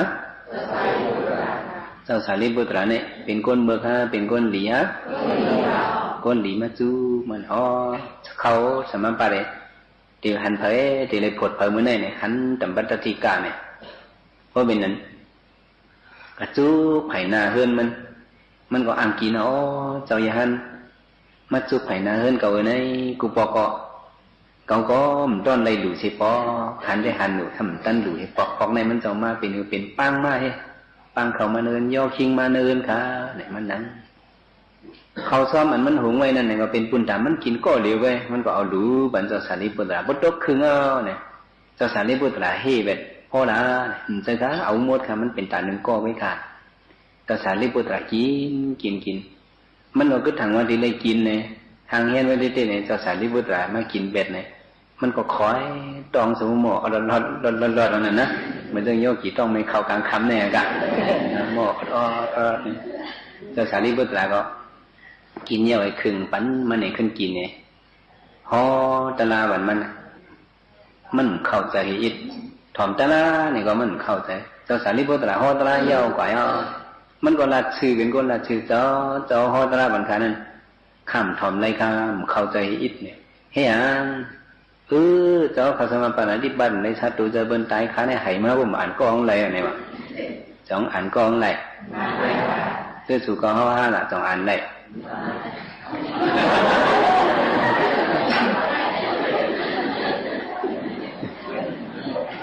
เขาก็อ่านไรก็คิดก็เขาเอาตายไรก้อนเนี่ยเขาก็อ่านไรก็ลึกที่อ่านวันหนึ่งในย่ำจังอ่านคือละจองอ่านไรในเขาเริ่มเอาไตก็เลยเขาอ่านไรมันได้เอาไตนำอะไรมันอ่านไรก็เห็นไหมคำอ่านไรก็มันในเจ้าขัสมาฮอใช่ไหมเป็นเรื่องคืออะไรมันก็ใครในปืนวันหนึ่งเจ้าสารีบุตรเจ้าสารีบุตรนั้นเป็นคนมีปิ่งใหญ่ว่าเอาปริเยรัดปันมันได้มีพรอยู่ในคิงตัมปัตติกาในเมื่อวันด้วยนี้เนี่ยวะอันเมื่อเอาตายตัวนั้นเนี่ยเป็นเปื้อนเจ้าเมื่อจะห้าเนี่ยวะเจ้าข้าเนี่ยวะบุบนเจ้าเมื่อไหร่เมื่อวนด้วยหรอสองเดี๋ยวมีตั้งพิธาว่าจังเนี่ยมันก็ว่าวนด้วยเนื้อเจ้ามันเปื้อนเจ้าเก่าเลยก็เอาตายลงเก่าใครเอาตายได้ก็มันจืดเก่ารู้เก่าก็กูชายเจ้าเก่าตายเลยก็เต็บเขา40 บักเก่าไปเก่าก้อนอันนี้ก็ยอก็ดีรอเราในเขาสัมปันก็คุณพ่อในเตี้ยกูในเป็นปืนเจ้าก็มุ่งว่าตรงไหนตั้งพิษมันมีดีเก่าให้แค่มาว่าในเจ้าสืบพ่อตาอินใครว่าในคาเด็ดถอมยังก็ไม่คาถอมไรเอาไหนวะเนี่ยนะเจ้าสารีบุตรขึ้นฮอตะลาหยุดนำขันถาเป็นลู่มันมือดูขันเท้าเนี่ยมันคือปิดมาเนี่ยก็อายุเขายืนยาวเนี่ยก็มันดีกว่าจูตั้งตายก็ตัวคิงเอาห่างฝังเขามีเอ็นมีแห้งเนี่ยก็กำลืนมามันเดี๋ยวยุบย่อมกว่าเว้ยมีเอ็นมีแห้งเนี่ยมันก็เบนเตี้ยอันตั้งเลยมันเตี้ยคอบนหนึ่งก็มันขัดถึงมันเท่ามาเนี่ยเตี้ยกำเหลียวเนี่ยมันขัดในแห้งมันย่อมหายกับหมดห่างลีแต่เลยก็ไล่กำลืนมาเนี่ยก็ห่างจ้าเว้ยมันก่อยห่างขอดจอดที่ห่างจ้าลู่เหลียวมันกึ้มเสียตัวขันเท้าเนี่ยเป็นลู่อยู่วันคือเนื้อมาหลวเอาจังไหนใส่ใจหน้าเนี่ยไว้จะเมตตาในวันนี้สัตวะให้ด้วยตลาเนี่ยมันก็ให้นั่นเองหยันมันในหันเป็นลุยถึงอนุโลมขันติหยันกว่าเนาะเห็นนั้นก็ตัวว่ามันก็จ้มเนี่ยก็จ้มส่งเจ้าสารีบุตร ตอดตังเนี่ยเผื่อมันขึ้นปอกมาเอาเนี่ยจังมีวัวเมโตงมาตอมาเนี่ยเอามันตายไปตายกว่าวัวเมนั่นเขาก็มีวัวตีกันจนเบอร์หังมีวัวเจ้าหือเนี่ยอาจารย์จัดหนึ่งเนี่ยเขาก้นใจสี่ก้อเขาทำจังเมหมอกยากับจ้อมเขากองกับโยจ้อมเขาเมหมอกยาเนี่ยทำหอยโคเงินโคคำนำเขาทำเคยปันกามันเนี่ยเขาทำมาเหี่ยมเมหมอกยาเนี่ยตายไปแล้วอีนี่ก็ต้องปั่นเขาอย่าไปเฮ็ดสุขใครโยมมุนจ้อมขาก็เป็นหังใครเอาโคเงินคำขาก็เป็นหังขาก็มีการทางในมาเฮ็ดกันเมหมอกยาเลี้ยงนาเฮือนกุ้ยเนี่ยต้องปั่นเขาซึ่งก่อนไล่ไล่ซบก้นไอ้ปีกไล่พวกเตียบคลองไปเห็นเขาก็เตียบคลองตายไปมันก็สู้กินเขาสู่ปีกเขาจัดเนี่ยให้เขาไล่ปีสู่ปากจัดเนี่ยมาจากแนวเนาะในกับปากจัดเนี่ยมันก็ตายก็เป็นเมพีลูกกับตายกับต้อซาเป็นเมพีลูกเปิดช่องเอาเขาตายมาในปากจัดละสุปปุตตาตัมปตติกาเนาะคนเอาคำปกุสัตติในชื่อเขาจะไหนนะนายผีรู้ในผ่านให้รู้เมจอมโตเขาตายเป็นในกำลืนจัดในเป็นปากจัดในเต็มแค่นั้นก็สังขายานเขาจะจังมาอุบกันก็โอ้ตัมปัตติกางเอาตายก้นคือว่าเจเลผาดยันกันเมื่อยค่ะปอเมปีน้องๆเขาย้อนเธอพี่น้องเขาอยู่ลิกินหวานกันกูก็กูก้นค่ะทอมอยู่ที่แล้วตั้งเลยสิอำว่าอย่าลืมคณะปันแห้งใจกันเสแลทั้งหุ้มปล่อยเสียงเฮาค่ะในก็ได้สืบปันแห้งใจตอนตาปอเมพี่น้องเขากูก็กูก้นให้เลยยินถ่อมข่าวเงาให้เลยยินถ่อมข่าวเงาฝากตอนให้เลยยินถ่อมเพ่งความหวานหูถูกใจฝากยินสู้ถึงพี่น้องเขากูก็กูก้นค่ะนอนรับฝันดีกันกูก็กูก้นค่ะเหมือสูงค่ะสาสะมปิสิวาสะอนันทปะสังหิโดเอกังกาถาปตันสิโยยันสุตตะอุปสัมปติเนี่ยจังว่ากาถาอันตปีกับพระเป็นโซฮอหนึ่งคอหนึ่งเหล่านั้นเนี่ยมันมีกาขาเนื้อว่ากาขาอันเป็นก้นให้ก้นโจรเขาอันเป็นปรนำเขาลาท่านถือเลยพันเลยแจ้งเลยเฮ็ดในโจรเลยเฮ็ดในหื้อเลยเฮ็ดในเอกเลยนั่นสอนกันอยู่นั้นมีเห็นคอก็มีกาขันว่ะหรืออันพระเป็นเจ้าตะปีพระเป็นเจ้าสอนปานไหนเนี่ยหนึ่งคอหนึ่งเหล่าเนี่ยก็กาขันมันส่งเจ็บตัดไหลเจ็บแต่ไหลย้อนเบอร์ฉะนั้นอาศิวราสัพพานันจะไปเฮ็ดก็คนมือปันติดานิสัสสิวันนั้นที่ได้เฮ็ดก็คนดีเนี่ยจังว่าบ่เฮ็ดก็คนดีฮอดเมืองผีนิพพานเนี่ยต้องแม่นเนี่ยสู่ก็หลุเลยปองเจอเนี่ยในเจ้าลัดนี้จังไหนเนี่ยเฮาหลุเลยเฮ็ดก็คนดีเฮ็ดก็คนดีย่อมกา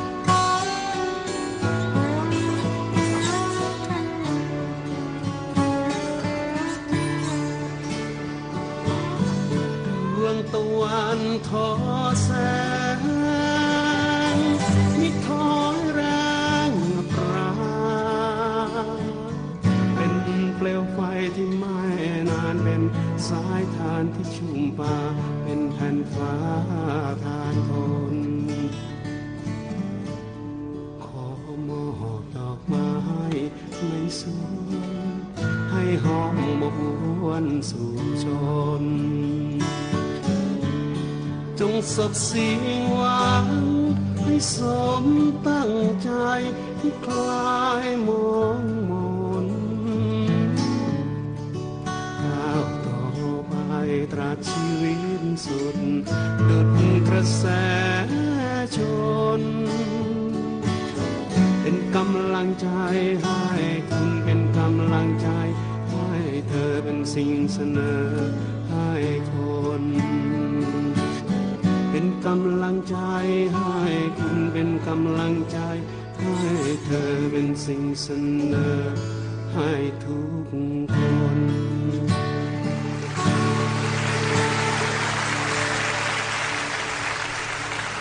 ขอบคุณมากครับ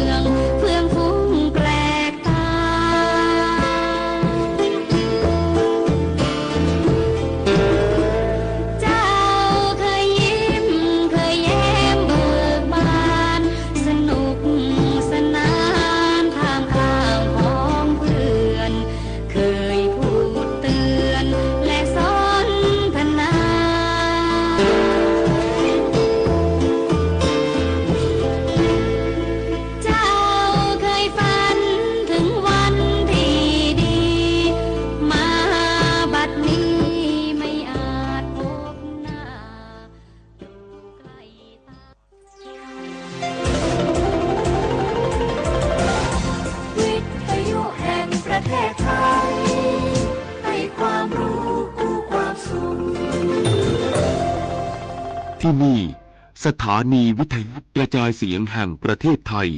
กระจายเสียงจากอาคารถนนวิภาวดีรังสิตกรุงเทพมหานครบัดนี้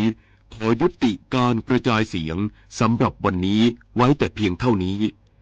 โปรดติดตามรับฟังการกระจายเสียงของทางสถานีวิทยุกระจายเสียงแห่งประเทศไทยได้ใหม่เริ่มตั้งแต่เวลา 5 นาฬิกาเป็นต้นไปขอความสุขสวัสดีจงมีแด่ท่านผู้ฟังทุกท่านราตรีสวัสดิ์ครับ